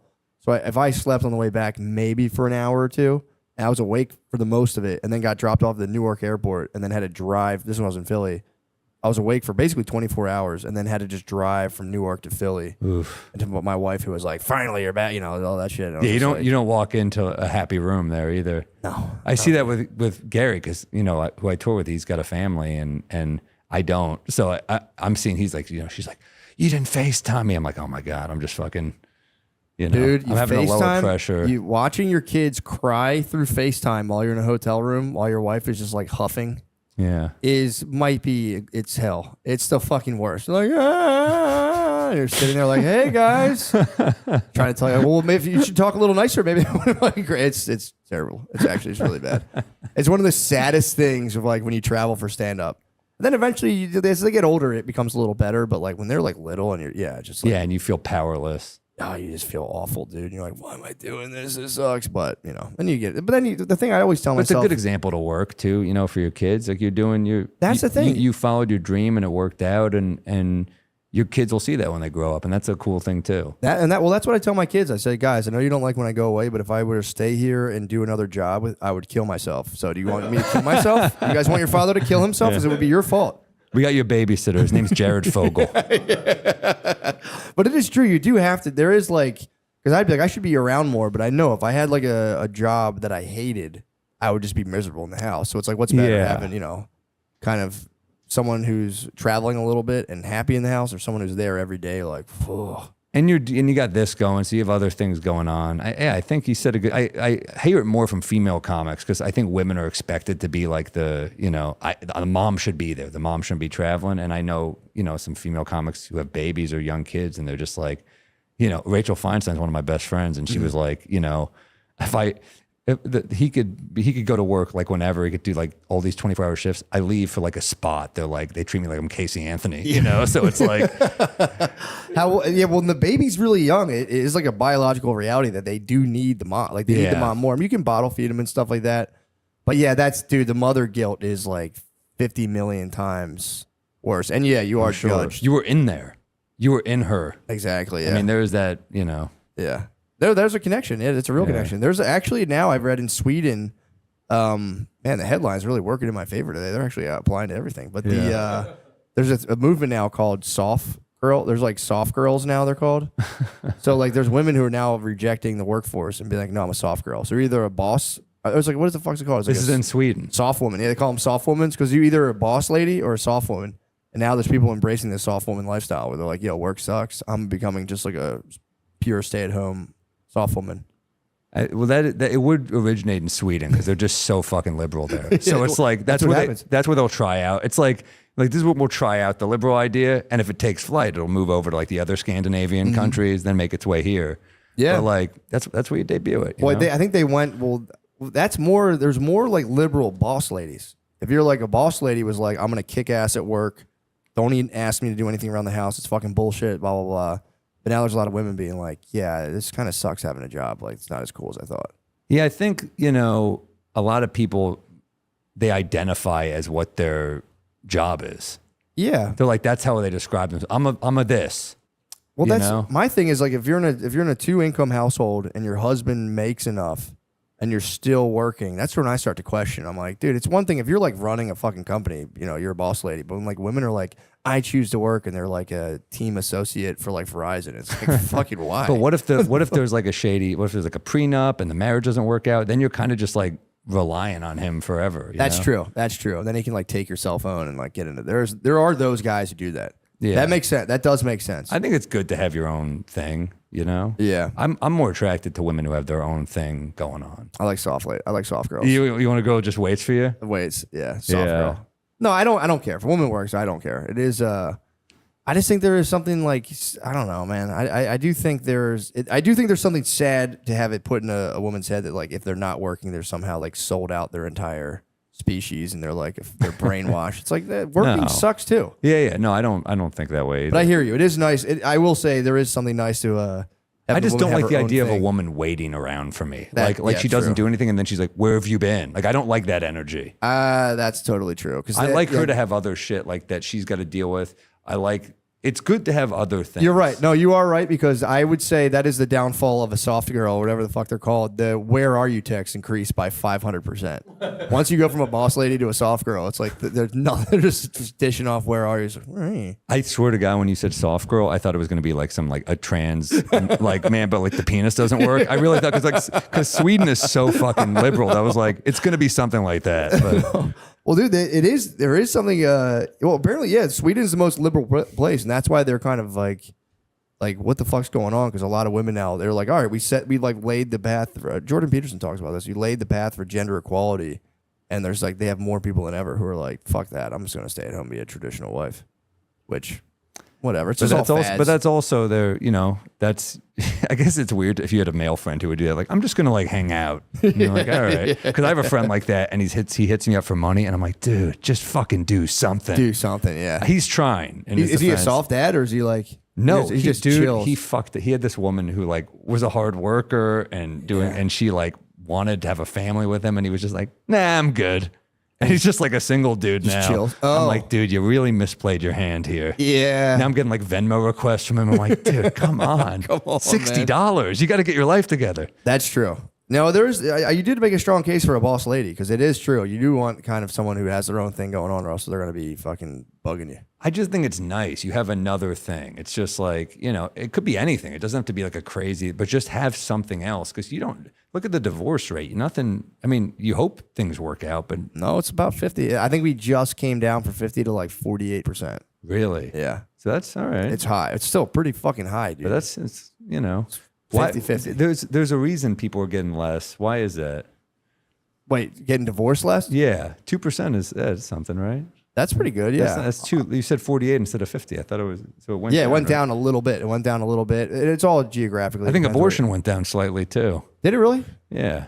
Maybe people are just being a little safer. Who knows? Yeah, I wonder because it's the saddest divorces I've seen are when like people don't even hate each other at the end, when they're just kind of like It ran its course. it's just when two people just like lose all passion for each other and just go like Yeah, you think you're gonna have like a season 4 Carmela Tony blowout on The Sopranos, but then at the end you're just like, yeah. I've always just thought dead. I always thought that was the saddest like versions. You hear people like, yeah, we one day looked at each other and we're like, nah, it was pretty mutual and peaceful. I'm like, that sucks.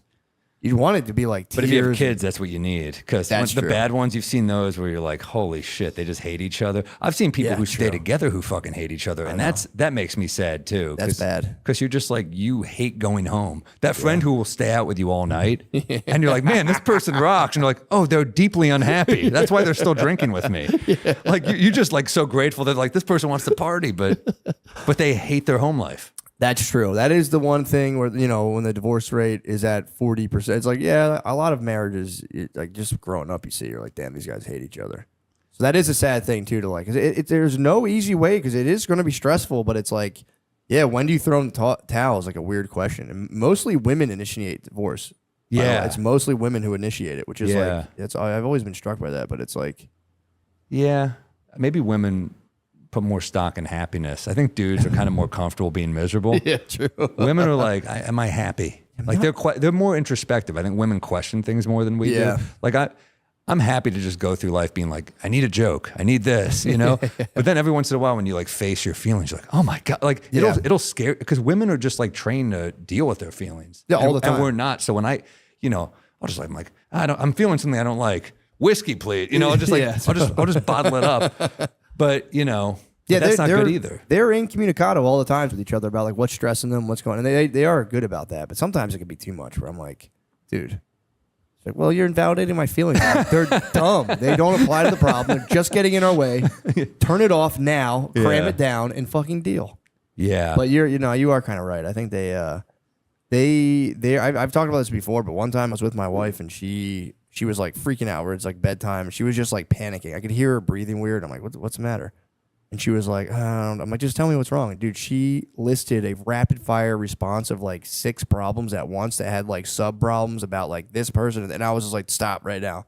It was so fast, and it was just like and so organized. Yes, it was like this interconnected web of like this person, that, and this happened, and then they thought this and that, and I was just like, yeah, I was like, all right, I don't ever want to glimpse into that ever again. But I was like, I feel for you. Was it a work problem or just like a home problem? I don't even remember. It was more of like a friend group / work thing that she was freaking out. Oh, dude, it was like you watch these. I don't watch them, but some of my girlfriend will have these like Real Housewives shows on, and I'm like, you're just manufacturing problems. I know that they're like fake and they're written and stuff, but these people, just the idea of these people who have nothing going on, they're like, this person didn't invite me to a party, and that's like an arc. Yeah, and you're like, that's your life. That's like a punch in the stomach in girl world though. You have a party. That's true. You have a party. But sometimes it's even less than that. Sometimes like this person like cut me off or was rude to me, and you're just like, all right. Yeah, hold a grudge. You're right. The party thing is actually, that was a bad example. No, but that does make sense though. It is dumb, but it is like that is a thing since women don't like. It does suck to not get invited to a party. I don't want to go, but I do want to be invited. Yeah, man. Like I don't want to go to weddings ever, but like when I don't get the invite, I'm a little like, it's a bummer. I get kind of sad as well. Yeah. I'd really not like to go to almost anything, but if I don't get invited, I'm like, what the fuck would you just want to be thought of. You don't want to actually do it. You just want it's almost like at a certain point, the consent is better than the sex. Yeah. Where you're like, that woman would fuck you. And you're like, what? That's amazing. True. And then you just go home and you jack off and you're like, who cares? Yeah, exactly. I don't need the fucking sex. I don't want to keep the fantasy in my head. Yeah. But yeah, the sex would ruin it. She would be like, oh, that was horrible. And you'd be like, oh, fuck. Yeah, that stinks. But the idea that it could have happened, you're like, oh, fucking, I'll take it. I always wonder. It's like, especially when you're before you're married, you're like, all right, I'm going to have sex. It better be good. Now I'm just like, if it's good, it's great. But if you'll just let me in there, I'm like, thank you, man. Yeah. Now you get to the point. I used to get like sad and resentful about that. Now I'm like, that is actually nice. You not wanting to have sex and letting me do that anyway. I'm like, thank you for that. It's considerate. That's very nice. It's very nice of you. You didn't have to do that. Next time, show some little more fucking spirit, all right? I'm dating someone. I was walking back to the hotel from the comedy club last night, and some woman was like, oh my, she was like so excited to see me. I was like, oh, what's up? And I was like, well, she was like, I'm a big fan. I was like, oh shit, cool. And we were talking a little bit. She was attractive. And I was like, man, if I was single, I would try to have sex with her and I would lose a fan.